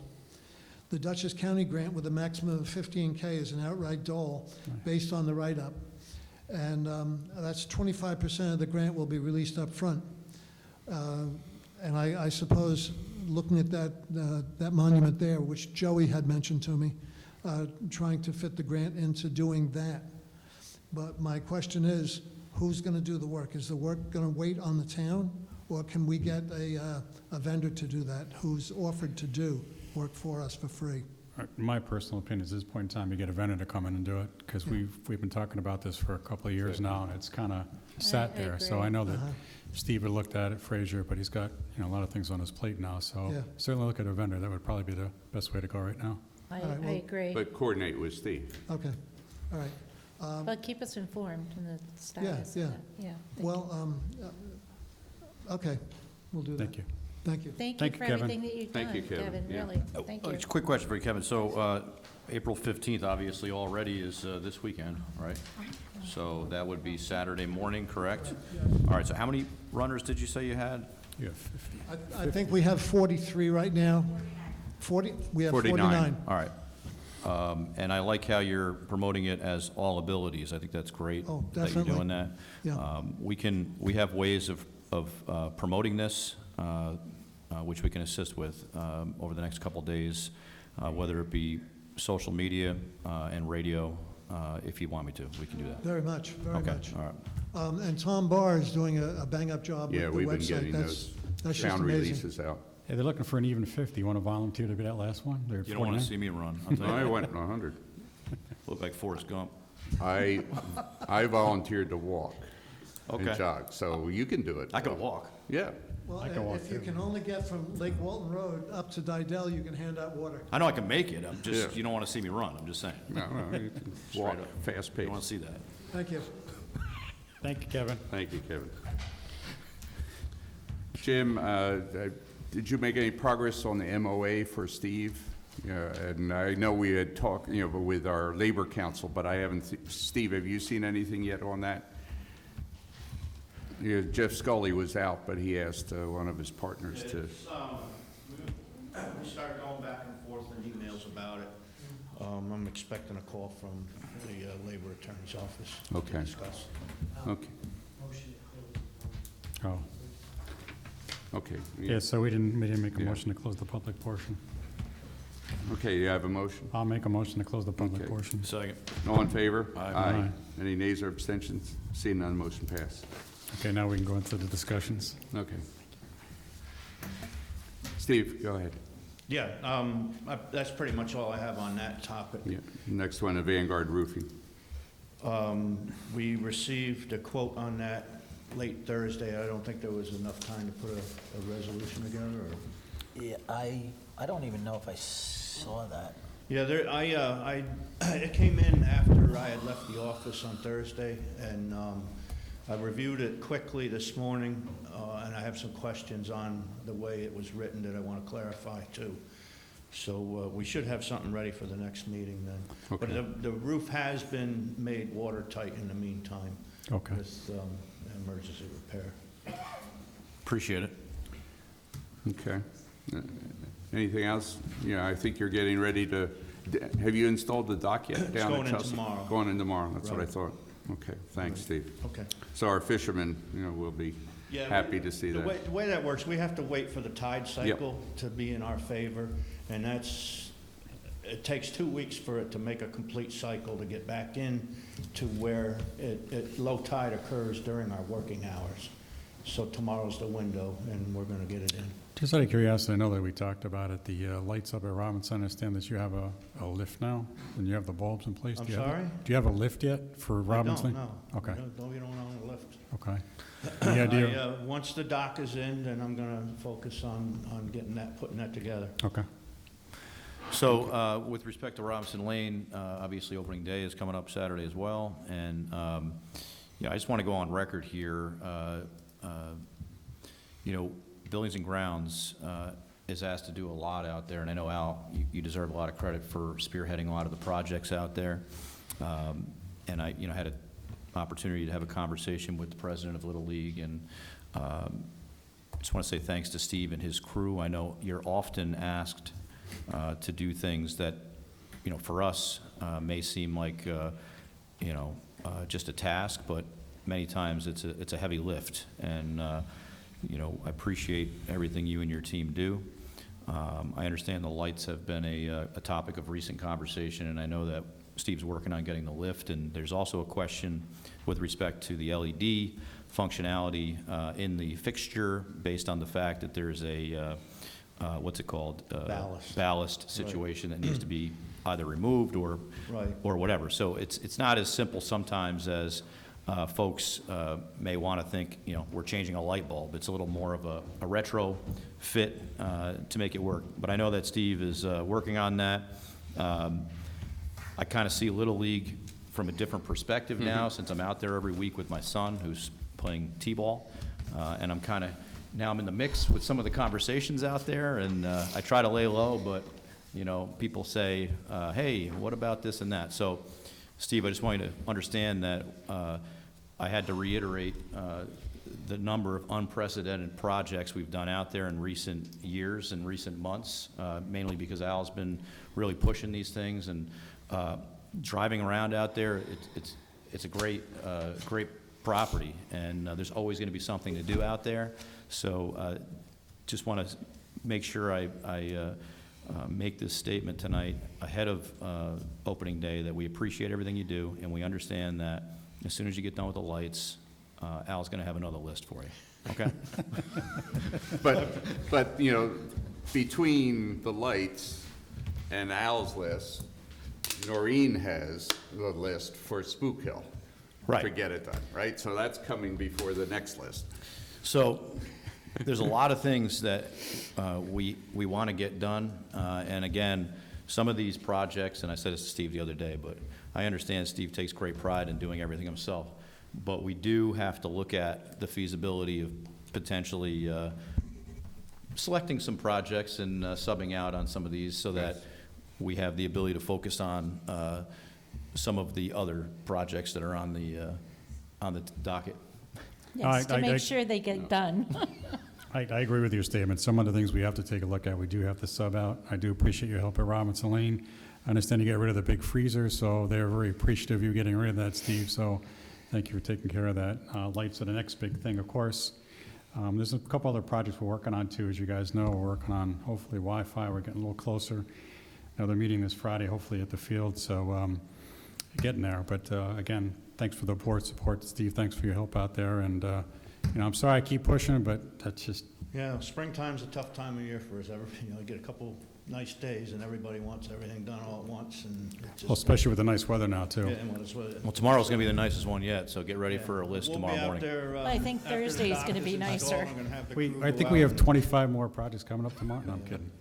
But anyway, Steve, the reason why I'm saying this now and here, truly, and that's I know we've had this conversation. Despite what you feel in the moment, we greatly appreciate everything. Yes, I agree. Please pass that on to your team. Thank you. Absolutely. Okay, thank you, Steve. Okay, we'll move on to our resolutions. The first resolution is Resolution 2023-47, resolution introducing local law number 3 of the year 2023, amending Chapter 122 of the Code of the Town of Rochester to update fees and fines. Barbara, welcome back. We've had a lot of discussion on this. So. Yes, so as I said at the last meeting, I looked at the fees and the fines since 2010. They hadn't been looked at. The residential fees are staying the same with one adjustment. We did look at the fees and fines, and Bill, you had a great suggestion the last time that the 1203s, it isn't fair that the tailor or the nail salon should pay the same fee as Hannaford or another big box store or factory. So the fire inspector and I looked at them, and we've actually gone by square footage. Mm-hmm. And I think it's a great sliding scale, so it's in the amended. Right. Especially when you look at a place like Hudson Valley Office Furniture, that is a huge footprint up there. Exactly. So an office takes just a few minutes, make sure they have the doors aren't blocked, They have fire extinguishers, exits, lights, and then you go into something like that, and it takes hours. Right. Right. So we definitely took very small fees for the small office and graduated them depending on the square footage. Thank So you. I think that's fair. Good job. So, any other questions? I'll move For that we Barbara. adopt this. I'll second it. Okay, motion and second. All in favor? Aye. Aye. Aye. Any nays or abstentions? Seeing none, Barbara, motion passed. Barbara, You've thank got your you. fees. Thank you Thank and you your for all the team. work. Appreciate Thank you it. for, Yes. I just want to say, everyone in my office got together and looked at this really hard. We looked at other towns, we looked at how long it takes to make, how to process everything and how to investigate it, and it really was a collaborative effort. on Good. everyone's Well, part. it's a long time coming, too. It's been a lot of years, so it needed to be updated. So thank you for your Thank efforts. you, everyone. Also, Barbara, thank you for looking into the undercover gas station at 9 and Old Hopewell that doesn't seem to And have it's any a branding on it. Citgo. Yeah. And I It's a received Citgo, is that what it permits is? Today. Yeah, It is, it's going to be Citgo. The problem, yes. the problem is when they change, fuels or whatever they do, and they take all the signs down, if somebody gets into an accident and say, I'm in front of the gas station and there's no name on it, then 911 doesn't know how to cross-reference their location. So So they'll be emailed tomorrow morning, so I think you'll see the signs go up very soon. it's going to be a Citgo. It's a Citgo now. Okay, all right. Okay? Okay, thank you. Thank So you. we have hearing- this the as a public hearing is public set for hearing the on the 24th. of April. Yes. Thank you. Thank you. Thanks, Barbara. Okay. Next item is Resolution 2023-49, a resolution adopting local law number 2 of the year 2023, entitled Amending Chapter 221 of the Code of the Town of Wappinger to enact a property tax exemption for volunteer firefighters and ambulance workers pursuant to Section 466-A of the Real Property Tax Law. I will move this. Second. Motion and second, all in favor? Aye. Any nays or abstentions? Seeing none, this motion passes after the public hearing, and thank you for the comments. Thank Very you. good. And Bill, let the fire companies know that this was passed. Will do. Thank you. And we'll get out a statement, a press release on it as well. Very good. So the next resolution is Resolution 2023-50, resolution declaring April 2023 to be National Arab American Heritage Month in the town of Wappinger. We have the resolution here that I won't read into the record. The town clerk will put it in the record, please. Have any discussion? Move. Second. Motion and second, all in favor? Aye. Aye. Any nays or abstentions? Seeing none, the motion passed. Al, why don't we, go with this, Yeah, the so other in- two items now? And doing what we just did here for the National Arab American Heritage, we also have two others we'd like to distinguish as well and recognize. The first is for April is Child Abuse Prevention Month, so we'd like to recognize that. And Dick, we can get some kind of Yeah, I'll put something together. so we can read it at the next meeting. Yeah. I think it's important. Wearing blue April 14th, so that's what they're looking to do. I've been a supporter personally myself for probably about 6-7 years now, and it'll take money, it'll take furniture, it'll take a number of donations. So anything we can do, and I'll tell you, it's a tremendous cost. So here again, April is Child Abuse Month, Prevention Month, and the second one is going to be for April is also World Autism Month. So that began on April 2nd, actually, and so we want to recognize that as well. Increasing the understanding of, and acceptance of, people that have autism, being a catalyst for life-enhancing research breakthroughs, increase, early childhood screening and timely interventions, improving the transition to adulthood, and ensuring access to reliable information and service throughout the lifespan. So these are all important things that happen during, throughout the year for autism. So again, I want to recognize them for April as well. So Dick, if we can do. So let's have a resolution for each of the items separately, and then I'll put Okay. together an appropriate proclamation based Okay, on that. so the first one, I'll make a resolution that we adopt for April Child Abuse Prevention Month. Second. And then on the question, just want to mention that before this board, recently, we recognized the Child Advocacy Center, the Center for the Prevention of Child Abuse, right here within this this chamber. So certainly that was for the purposes of keeping this type of situation at the front of our minds, right? And I believe it's May 14th that organization will be having an event here in Dutchess County. Certainly invite everyone to support that event as well. It's a great organization that does great work. Okay, we have motion second. All in favor? Aye. Aye. Any nays or abstentions? Seeing none. And the second resolution is to recognize April as the World Autism Month as well. Second. Motion and second. All in favor? Aye. Aye. Any nays or abstentions? Seeing none, the motion passes. Thank you. Thank you, Paul. Next item is Resolution 2023-51, resolution authorizing 1-800-GOT-JUNK to remove junk and debris from 1397 Route 376 and payment of said services. Mr. Casella and Barbara's here to discuss that. Oh, okay. So actually, it's a couple of resolutions down further, but it's an enforcement action that we've been working on for close to 20 years. And I contacted 1-800-JUNK. They've given me an quote, and I called them back today to see if it could be itemized. And they said they can't go on the property as of yet, so they can't tell you there's, you know, a pile of rubbish or this, but they said that from what they could see, it's 15 tires, and the tires are built separately, so that was one line, and then 3 full trucks of debris, et cetera. And the gentleman I spoke to said that when they're done, if they are so hired, the yard will be cleaned up completely. Good. So, and I'm not familiar with the background on this one. So I'll give you the background on this one. So this is a resident, as we said, on Top of Hill Road and Route 376. They have probably 10 or 11 cars there. They have a boat.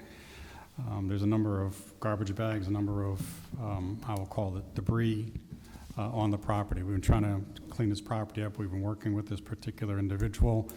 I've been to court many, many times. For the last 6, and Jim can attest to this, he has not shown up for appearance, so you know, there was a judgment made, and so now what happened is there's actually about $20,000 worth of fines, Jim? Ballpark, yes. Ballpark, about $20,000 worth of fines. So what we would do, Bill, is it's about $2,900 for this particular thing. That $20,000 would be assessed on this individual's property, and that $20,000 would go on the person's tax bill. So we'd eventually recover it. We have to put money up front. So the $2,900, we'd be asking for a transfer tonight. So if I may. Sure.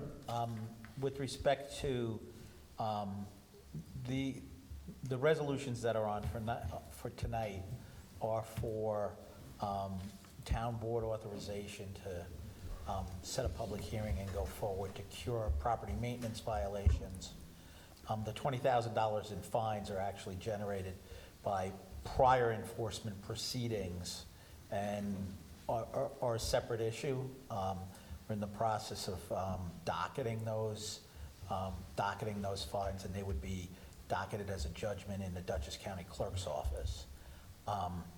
With respect to Chapter 185 property maintenance, any costs that the town incur with respect to cleaning up the property can be charged back against the property as a lien. And, you know, the property owner would be sent a bill, has the opportunity to, well, first, there's a notice that's served on the property owner. The property owner has an opportunity to clean up the property, take all the debris off. We've given him notice, you know, as Councilman Casella has noted, you know, we've given him ample opportunity of that. He has not complied to date.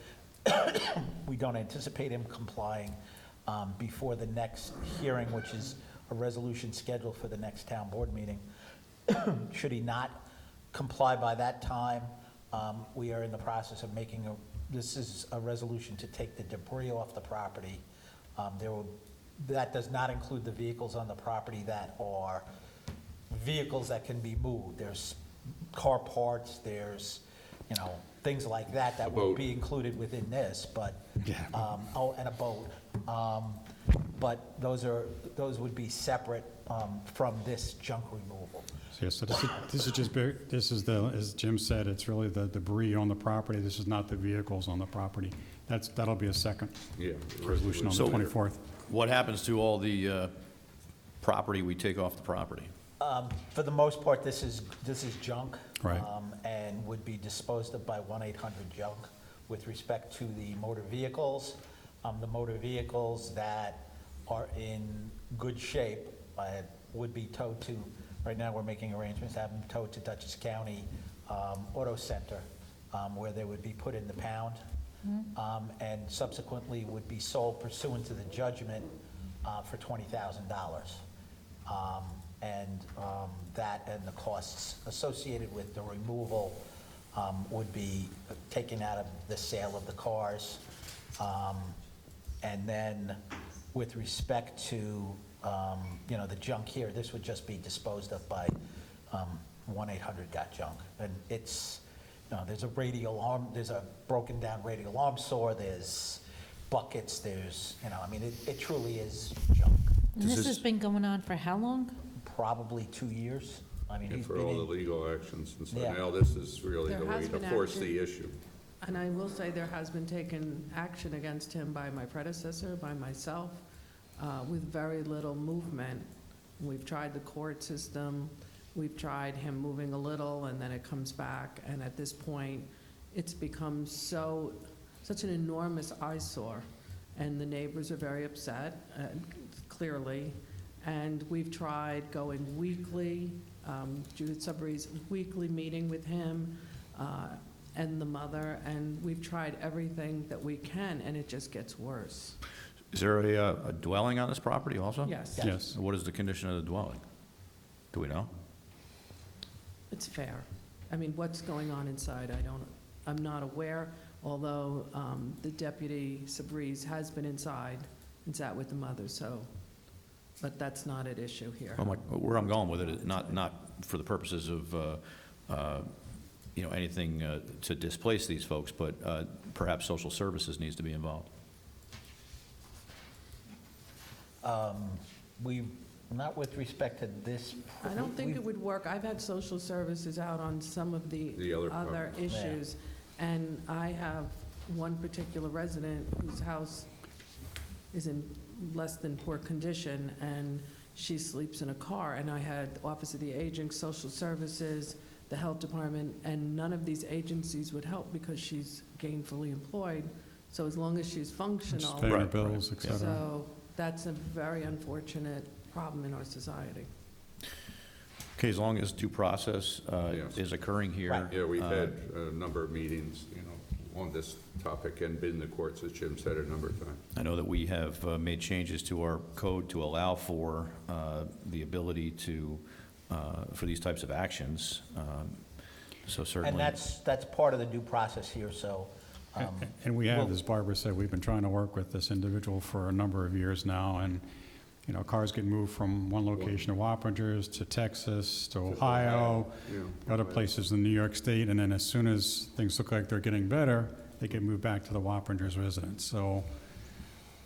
And this process was used quite a few times, but for grass and property maintenance, where Steve would go out after you found them guilty. That was through 2008 and I think 2014, when we had a lot of zombie properties. Right. So this was great for property maintenance. This is just stepping it up where the court can't help us. So this is basically a worst-case scenario. Yeah, the thing that's made this, very difficult is with respect to the vehicles, because they're not junk. I mean, the vehicles the bodies are in fairly good condition. I don't know whether or not they start and can be moved, so. But isn't there a code, you're only allowed to have so many vehicles?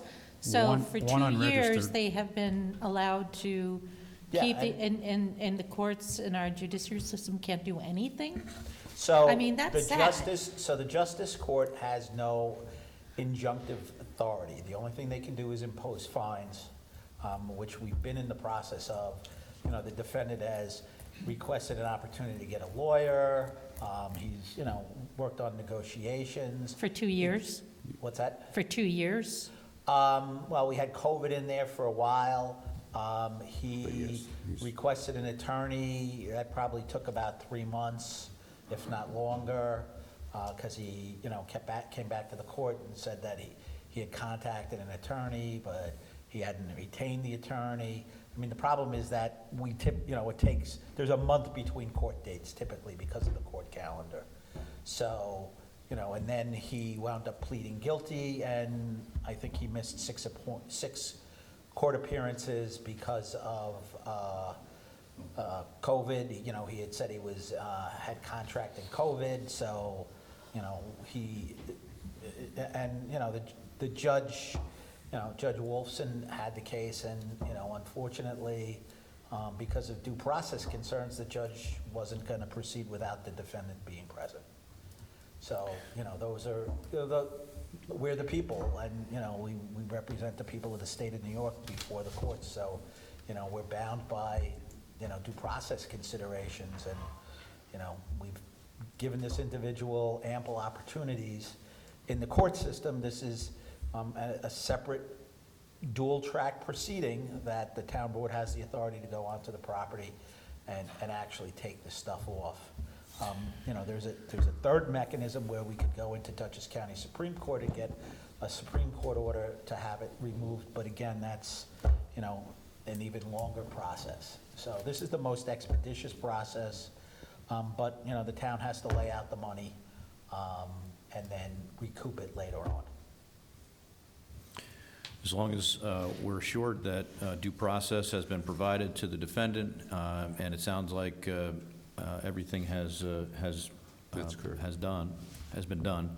Certainly, I don't like these types of resolutions, but the neighbors have rights also. Right. And Well, the other thing too is we get with the neighbors, they'll say, if you're not gonna take care of the property over here that's got 10 trucks on your property, why are you coming in for a shed or a fence? That's a fair So point. so it makes it very difficult to say, well, you take care of that and not worry about somebody else, and they keep pointing back to the individual that, has got all the stuff on his property, so. The disregard of the law, though, is troubling to me. For 2 years, there are certain laws on the books that should be followed.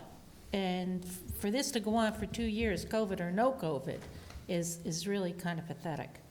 I just worry about folks that don't have the means. I worry about folks that have mental illness. I worry about, those types of things. And if there's resources needed for this individual, certainly I would support providing those resources. But if we're at the point now where we have no choice, which is what it sounds like, then I will have to support this process. Bill, this isn't, from everything we've seen in all the site visits, this is not one of those cases where there's a need for social welfare. This is a guy that moves from one state to the other, that has a business in the sense of doing this and storing junk in And this different has been a locations. 20-year We've thoroughly problem. looked into this, and This has been going on for over 20 years. Yeah. It would clean up and start again.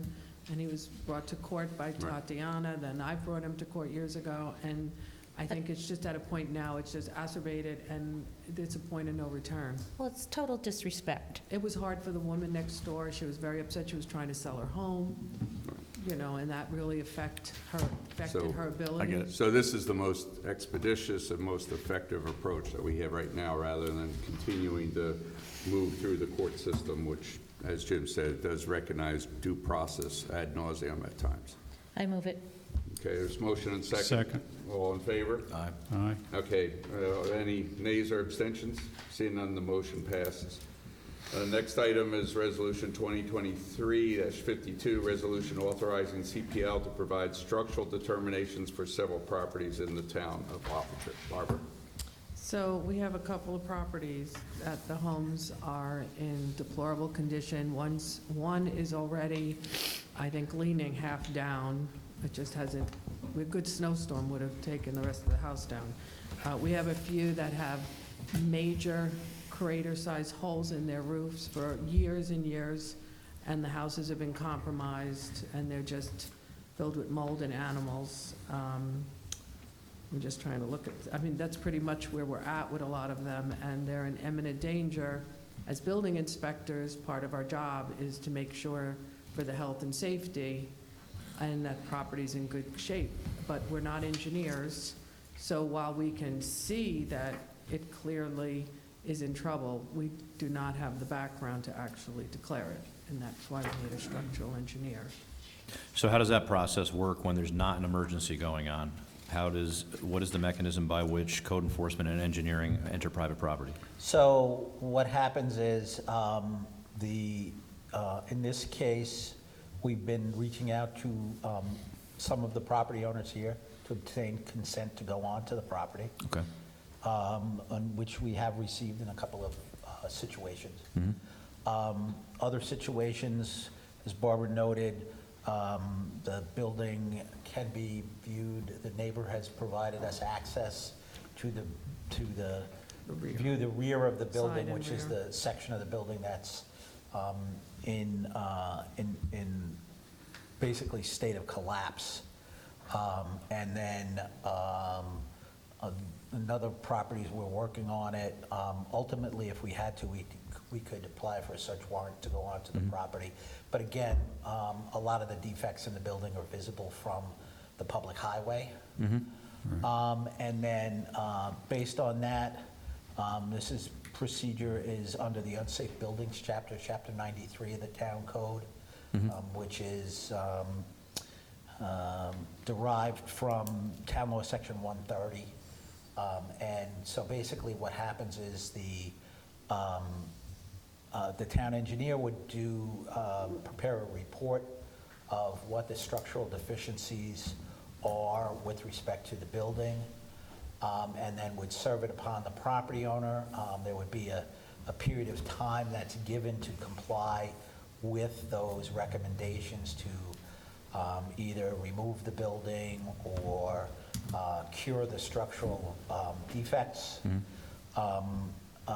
One of the things that typically we would require immediately would be, if there is a finding that the building is structurally defective, to fence the property and board it up as soon as possible so that it does not become an attractive nuisance for children or...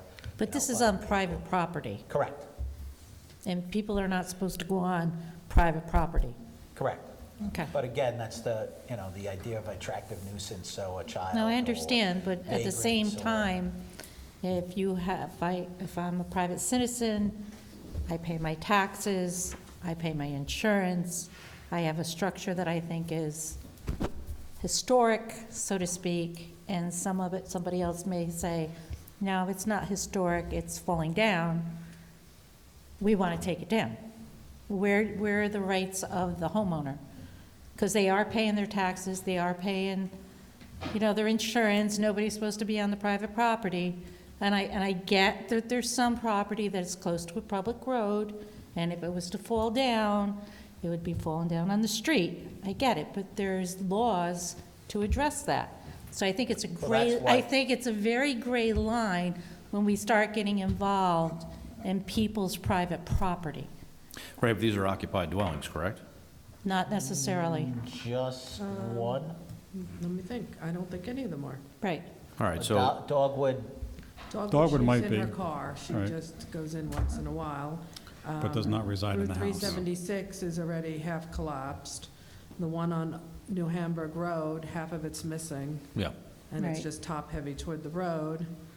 The other one on Old Post Road, you can see when you're at the traffic light, the roof is... So is this really to do an assessment of the property itself, notify the owner and say, by the way, you need to make a remedy on this particular property? And that's all it does. Basically, it covers the town saying, we told you you need to take care of it in a reasonable amount of time. I think that's what we're saying, right? we And that's have all, reached out. that's all CPL is gonna do, right? They're gonna make their... At this point in time, right, and then, Okay. based on that report, the town board at a future date could... And Tim, you can do that assessment from not physically walking on that property for at least the ones that are I described haven't here. seen the properties myself, but it sounds like, there's at least one or two that are allowing us on. Yes, we have permission to be on, I think 2 already. We're working on the 3rd one, the one that's half collapsed. The neighbor is letting us, his property's not far from the building, so it's a clear.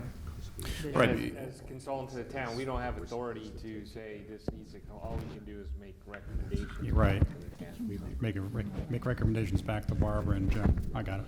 Yeah, I mean, the other issue, and we've had, building collapses in the past. And, the other issue with respect to buildings that are in danger of collapse, they may present a fire risk. and they may, also present a risk to underground utilities. Right, if there's unsafe structures, they need to be identified. That's the bottom line. Right. Because many times, there's an unsafe structure that's on fire, and we show up at 2 o'clock in the morning, and we think it's an occupied building because there's no indication that it's been evaluated or placarded as unsafe. So I would say that as long as we are following the proper methodology on this, we have an obligation to identify these structures. If they are unsafe, they need to be either corrected or they need to be taken down. I understand your point, Councilwoman, but I think these particular identified address points here, I know 120 New Hamburg Road, I've stood next to it and wondered why it's still even standing. That could be a situation where first responders can get injured or killed, especially having these structures known about by code enforcement and not properly condemned and placarded. So I would support doing the evaluation process with the engineer to tell us what our next steps are here. I second that. I agree. Yeah, I agree. So I'll move it. I'll second. Motion and second, all in favor? Aye. Any nays or abstentions? Seeing none, the motion passes. Thank you. The next item is the enforcement action item on 1397 Route 376, Resolution 2023-53, resolution setting public hearing for enforcement action in connection with 1397 Route 376, basically what we've been talking about previously. This is the property that's in question with 1-800-JUNK. We also are working with 3 different tow companies for quotes for the removal of the vehicles to the Dutchess County, I don't know if you'd call it the impound, but where the cars go. So the public hearing would be on the 24th. And so this resolution is to set the public hearing similar to what we did with the grass. Question though, how many vehicles are registered that are on this property? I believe there's only one. And how many vehicles total are on the property? I think we have There's 7 or 8. at least 7. Okay. Plus a boat, 7 in a boat. plus a trailer, plus a... So this wouldn't include the registered vehicle, would it? No. No. No, okay. And he would be allowed to pick one Right. to keep unregistered, but in the driveway, not in the rear yard. Okay, so that's the same as everybody else. You can have one, Correct. that's what the code Correct. says now, right? Yes. You can have one unregistered vehicle on your property, but it needs to be in your driveway. It can't be in your front Correct. yard. Not on the front yard, not in On the bricks. backyard. Not with the wash machine. So I'll move this one. Second. Motion second, all in favor? Aye. Aye. Any nays or abstentions? Seeing none, the motion passed for the hearing to you. be held on the 24th. Thank you, Barbara. Thank you, Barbara. Barbara, while you're up there, we have the sewer extension item that, Yes. that didn't show up tonight, or? So we have a property that is being subdivided here on Middle Bush Road, and it's the old Stefano's, Danino's, the restaurant. So the people that own it are really looking to move, and Kyle Lawrence is purchasing it. He will take down the restaurant building that's a pre-existing non-conforming and build a home. So he's in front of the planning board. He cannot get health department for septic. So they're looking to bring the sewer line, Jim or Tim may not know, but where exactly it is, at their own cost, to bring it to these properties so that they can get health department. What And about so the they're rest of the petitioning. residents that are on the street? Are they Well- going to have access also to sewer? That would be up to you. So they're gonna run the, Looking for the petition to bring it to they're gonna this bring it property. there. So it's going to come off of Camelli Drive, and it's going to go down... Where is it? I don't Middle even know Bush? where it is. So I actually drove The old on Stefano's? Kelly Drive Yeah. this- Yeah, it's the on old on the way Danino's. here. Wait a Right. minute. Yeah, yeah, but it's the So there is a manhole, I believe it's probably the end of the last manhole on Camelli Drive. Oh, it is over there. Okay. And so it's it's about one property in on Camelli Drive. So my understanding is that the proposal would be to go. Straight across, right? Yeah, a bore under, Yeah. a bore under Myers, Middle Bush. And then take a right on the right-of-way and go down to the old Stefano's. Yeah. There is an application before the planning board for to tear down the old warehouse on 33 Right, Middle Bush. right. So I had spoken to Al Roberts, and we actually made a comment at the planning board meeting that they should talk to the people from, the engineers here to see if they could split the costs of doing that extension. And then I believe there's 2 single-family homes in between. So the project, the warehouse, the old carbon dioxide place, that's separate and distinct from the other Correct. project, Correct. right? Right. So if they want to pay for the extension of the sewer line, does that mean that that subdivision will become a tenant to the sewer district, or is it already in the sewer district? No, it's not in the Not sewer. in It's the not in district. the- We don't it's have the not in it. district extending there. So it would be, we would do it as a district extension. Oh, okay. My No, we can't do understanding it is the either. costs right now, I spoke to Al Roberts, and the cost estimate is about $100,000. But what about the Ballpark. rest of the residents that are there that don't have sewer? They have, Well, will it handle them if they want to join that? Yeah, I Yeah, mean, yeah. well, that's what we need to look at. This is Right. just for briefing of the boards. Yeah, we want to Got a maximize, if they're going to run this, right, for that Right. project, we want to maximize All the way the up and down the road, accessibility to it, actually. yeah. So I'd be interested. We to need s- it here. Right, Well, we all need it. Well, I I mean- mean, there's another, I forgot, what's the road west, closer here? Pleasant. to Pleasant Lane? Pleasant Lane. Yeah. Because there's also sewer on Pleasant Lane, which would be closer to here. Right, yeah, I mean, Pleasant Lane and Camille, they have the sewer, they need the water, right? Correct. That's another topic for another night, but I think we need to have that conversation. If we can extend infrastructure for sewer purposes because there's a subdivision proposed that's going to actually make use of those buildings that are, basically, that restaurant has been Empty. vacant for years now. Yes. And my understanding is they can't do anything with it based on the standards of today. So if this can solve that problem and also make sewer available to the neighboring properties, Right. I think that's a win. Right. But I want the conversation to continue with respect to Right. That's water right. as well. Well, and we're getting close to coming back to the board. We're looking at that vis-à-vis, Deer Run and Nature Preserve and how to get water over here. Yeah, we need water So we're over looking at here. that. That's getting closer to That's- discussion with the board. Is it Cal Lawrence or John Lawrence? John, It's John. Kyle. It's well, who? it's actually his John son. It's John, right? John's family. John's I family. thought, not Cal. No, John, it's John's well, but that- family. it's his I'm son. thinking of Cal Lawrence in the Yeah, no, village. this is Kyle Lawrence's son who's Got it. spearheading Right, this. Lawrence I Properties. just didn't hear Right. you. That also puts us right up on the property line of the school district too, which I don't know if there's a need for sewer because They have sewer, they're connected to the village. they are system. connected They're to in the town, village. town They're sewer in or the village? Village Village. sewer. Okay. Yeah. And Okay. actually, the village sewer runs through that property to the highway. Yes, Or to Middle water. Bush Road. Water. No, it's to Just Evans, water. to Evans and, no, that's the water. So Right. the junior high village water to Evans and the town highway. Right. No, Correct. not sewer though. No, there's no sewer. Yeah, I don't know. They about get that. village sewer, I think, off of Remsen. Right.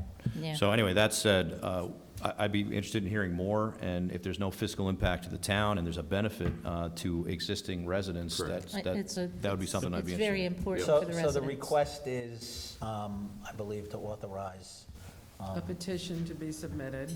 and then. Post escrow. For their engineers to work with CPL to develop a map plan and report to come back. And they'll put an escrow up for that? Is that how that They'll works? have to put an escrow up to cover CPL CPL's. and Wallace and Wallace's. All right, so I'll move to allow the applicant to put up the appropriate escrow to work with our town engineer and our town attorney for the purposes of extending sewer into that vicinity. Second. The escrow is 5,000 you're talking about? Yes. Yep.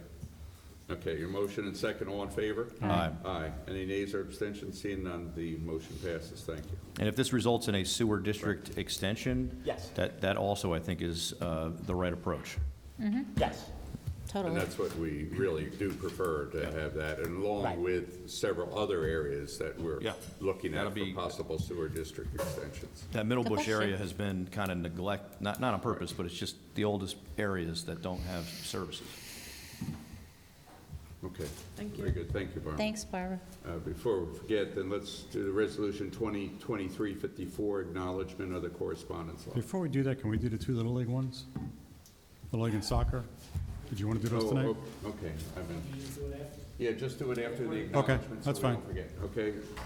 Acknowledgement of the correspondence log, resolution 2023-54. I'll move it. Second. Motion second, all in favor? Aye. Any nays or abstentions? Seeing none, the motion passed. Now, for the. I don't know, Jesse, you want to Little come up and talk about it, because you've got Yes. the contracts?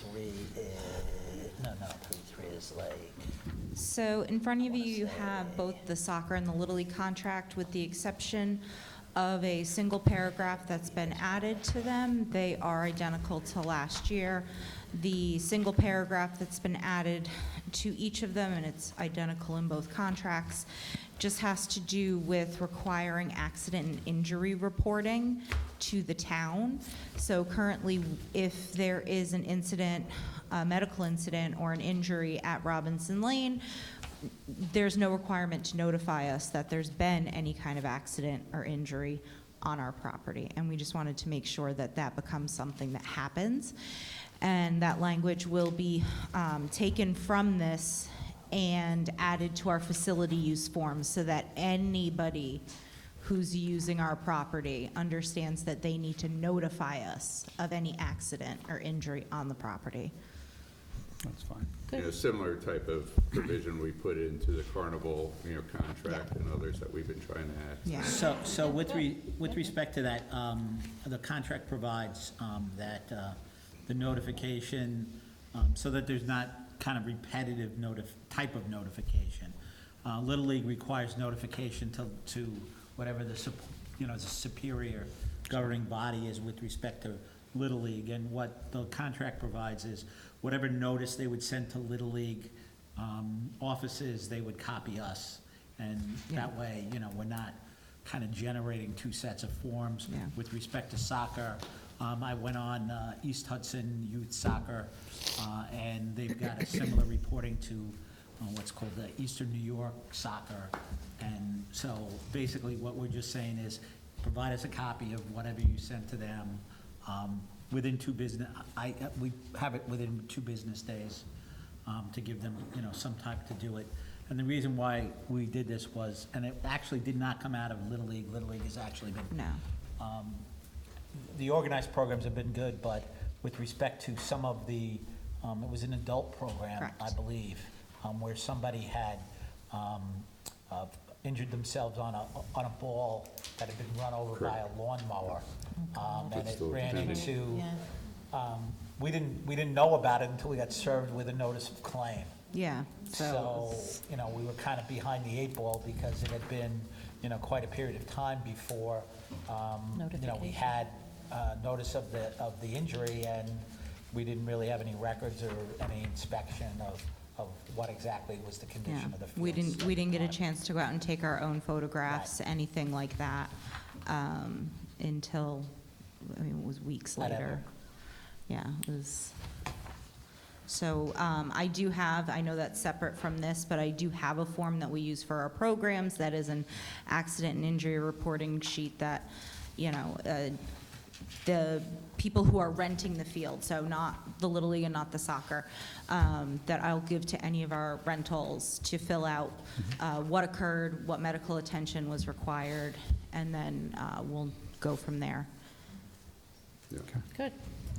So I make a motion, unless anybody has objections, to allow the supervisor to sign the contract for Little League. So that would be Resolution 2023-55, Joe? You did soccer first? Okay. I'll second it. Just on the question with respect to, I see the notification stipulation here. If someone is seriously injured out there, I'm not so sure I'm comfortable with, sending a letter to notify us. I think that there needs to be an immediate notification if there's a serious injury out there. Absolutely. Because in the day and age of social media now, I don't want to be learning about, God forbid, a serious injury happened out there on Facebook when we should be aware of that.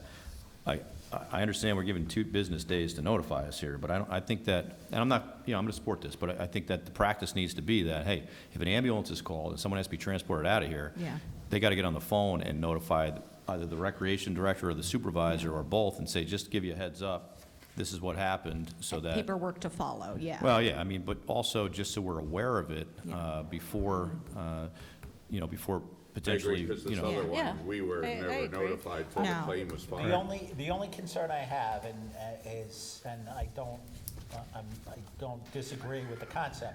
The only thing is that a large number of these games take place on the weekends when nobody's in town hall. So. Right, you give them 24 hours Well, to that's get why- to the I will town be hall. honest, I have a pretty good relationship with most of these folks. They know where to find me wherever They're not I going to call am. the phone tree, Jim. They're going to call a cell Right. phone and No, say, right. Yeah. or texting. you know, yeah, they Hey, know- just a heads up, this happened out here today, just so we can be aware of it, because unfortunately, things happen, and a lot of misinformation comes out of these social media feeds, and I don't want to be reading 75 comments of misinformation and trying to figure out what happened Yeah. before we even know about it. And by the way, it's not uncommon that we find out that there was an injury by receiving some sort of a letter from an attorney. I mean, Yes. I can't count on two hands the number of times in the last 17 years that the first I hear of an injury out there, I'm reading, a lawsuit. So Yeah. if we can tighten this up, it's going to, I think, improve Yeah. this process. I think that, the distinction between an emergency situation and a non-emergency Yeah. situation. I think if an ambulance is called, I think that's a good. Right. Correct. Because there Yeah. are, the typical, sometimes it may be a broken bone, it may Right. be a sprain, it may be. They throw them in the car, they go to the doctor Yeah. the next day. I get that. But if Yeah. it's an imminent situation, an ambulance was called, I think that you should be notified, that day, that night, just give you a heads up. Yeah, that then this- immediately. Or Yeah, no, I within agree. 24 hours. Yeah, just let us know before. On 24 hours, if you're in the business world, if you get hurt, let's say at Macy's, they want to know right there and then, Yes. or even after they closed. You have 24 hours to put that claim in and let them know. Yeah. If they can find It me at has to be on a 7 a.m. record. in the morning on a Sunday to unlock a gate, I promise you they'll be able to find me when they Okay. need to let me know. There has to be a record made of it, a Yes. black and, a log. Yeah, oh, absolutely. So, Absolutely. Well, we can send a note, attach a note to the contract, just telling them that We that's can, what we're we can going. amend this is that. You want to required. amend it? That's Okay. fine. Yes, Absolutely. All right, so So I have nothing as further. amended. So now yes. we're good with Little League? Yeah, I'm fine with the existing, I don't think we need to amend the contract. I'll approve the contract, but with the understanding that the rec director and the supervisor will communicate and say, hey, listen, this is what the contract says, but we would appreciate it if you would give us a heads up. If an ambulance is called, give us a heads up immediately. Yeah. So, Okay. I'm ready to vote. So we moved it, I think, right? I made the motion, I think Bill seconded it. Right. Motion second, all in favor? Aye. Aye. Any nays or abstentions? Seeing Now, none, we want to do motion- the same thing for soccer or whatever Yes. order you have them in, Joe, but we also want to authorize the supervisor to go ahead and sign the contract there. Again, basically, the same contract we had last year, same stipulations as far as insurance requirements, notification, et cetera. Same, On any kind exactly of same injuries. paragraph. Same language is in the soccer contract as well. So I make a motion that we authorize the supervisor to No sign the second. contract. Second. Motion second, all in favor? Aye. Aye. Any nays or abstentions? Seeing none, the motion passed. Okay, thank Thank you. you. So now Earth Day. I was going to say, I'm going to stay up here.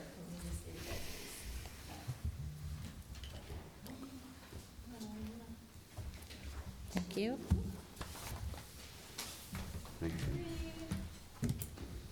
Thanks.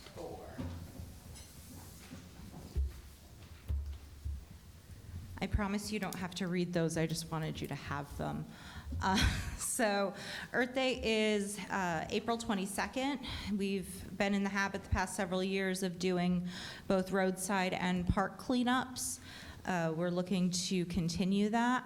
I reached out to Dutchess County, which they were actually very grateful about. I guess with a lot of things that go on Earth Day, they don't always get notified what happens on county roads. And in a certain way, they were happy because now they know who to thank. They were very, very grateful that we're going to be doing this. I can tell you, it is hard to find, near impossible, a dirty town road. So we're going to say thank you to Mike Sheehan on that. He's been doing a great job. So on April 22nd, the plan is for folks to check in here at Town Hall. They're going to collect their kits. One of the things that, because the county generously sent over what their rules are for the Adopt a Highway safety procedures, and I said, listen, that's great, we will abide by those, I like those. Stealing from another agency the rules is always very convenient. So we're going to follow what they have, picking up the sticks here. The highway department will be loaning those to us. We'll make sure that they have kits. One thing that'll be new this year, which was recommended under the Dutchess County rules, is that any group that goes out has a small first aid kit. So I will be putting together just small pouches, Band-Aids, alcohol pads, an ice pack or two if needed. We have the reflective vests. We have a whole lot of those. Our department has them. And so some of the areas of concerns are on, almost all of them are on county roads. So some of the areas that we were looking at, New Hackensack Road, and Mike Sheehan, the highway superintendent, said that he has also noticed a large amount of debris.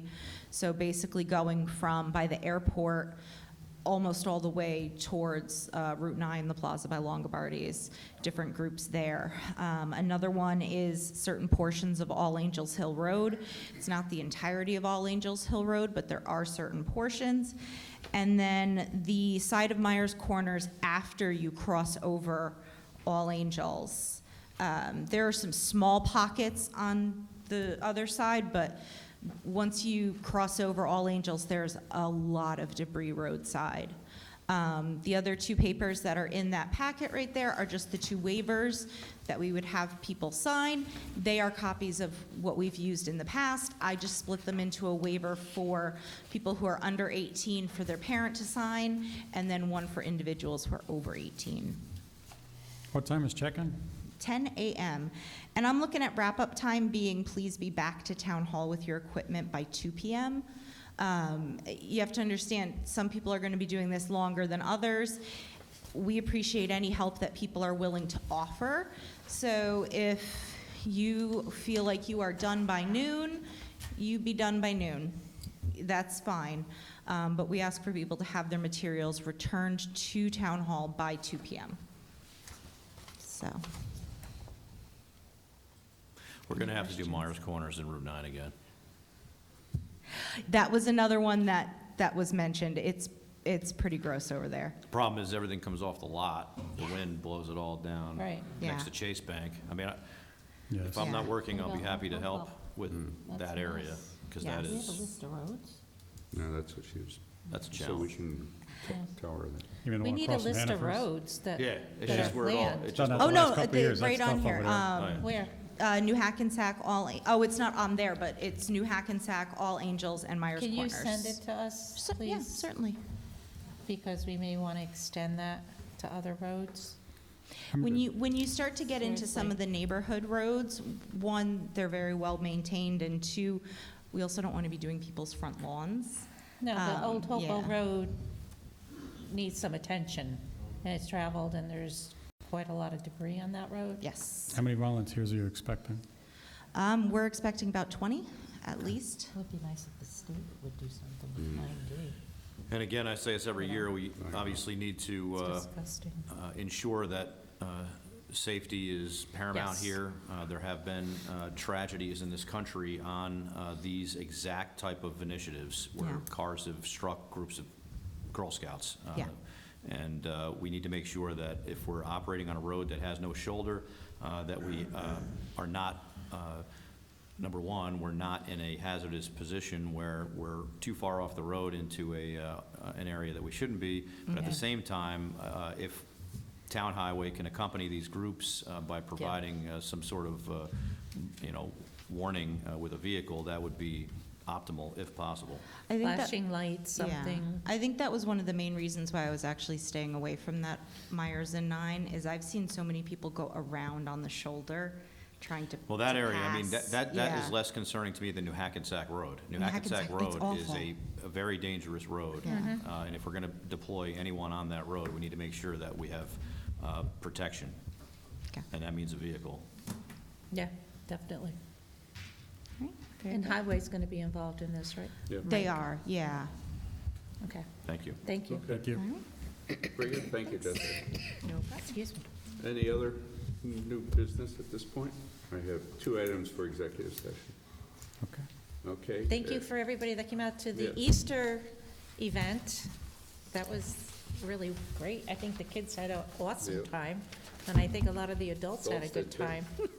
So, So thank you. motion to go in executive session to... Before we do that, if it's okay with you, I just have one Sure. item here. Absolutely. Before we go into executive session, I know you mentioned John Regan earlier, and Yes. I'm sure we can all agree, John was a local legend, actually more than a local legend, but certainly I remember John for his passion for the parks in the village of Wappingers. I believe he was a former park commissioner, and I didn't expect this to occur, just like anyone that knew him. We did not expect John to pass when he did, so certainly, my thoughts and prayers are with Kathy and the family, and John will forever live in our hearts, that's for sure. That said, 2 weeks ago, we met on the day of a tragedy in Nashville of an active shooter. 2 weeks later, we meet again on the day of a tragedy in Louisville. And what's happening in this country is unprecedented. And as I said at the last meeting, we are working as a town to ensure that we are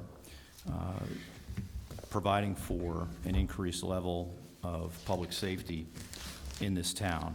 We'll be meeting this week with officials from the school district, officials from the sheriff's office.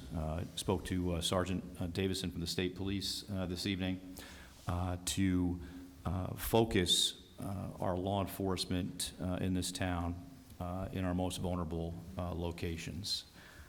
And that said, we are working on a daily basis to improve the level of law enforcement presence in this town, and we have the ability to do so based on the budgetary allocations we put in place last fall. So without being too specific, I just want the public to understand that we're not taking what's happening in this country lightly. We understand that our most precious assets in this town are our children, and this town will be working cooperatively with the school district and our law enforcement partners to provide for increased security at our institutions of learning. So we'll have more information after we meet later this week. Meet this week, but understand this type of tragedy that's occurring in our country is happening at an unprecedented rate, and we are paying close attention to it. All right. Thank you, Bill. Thank you. Okay, I'd like to move to go into executive session for 2 items. One, to discuss a grievance issue under CBA, and also in the contract price negotiation. I'll move it. Second. Motion second. All in favor? Aye. Aye. Any nays or abstentions? Seeing none, the motion passed. Thank you, folks. Be back.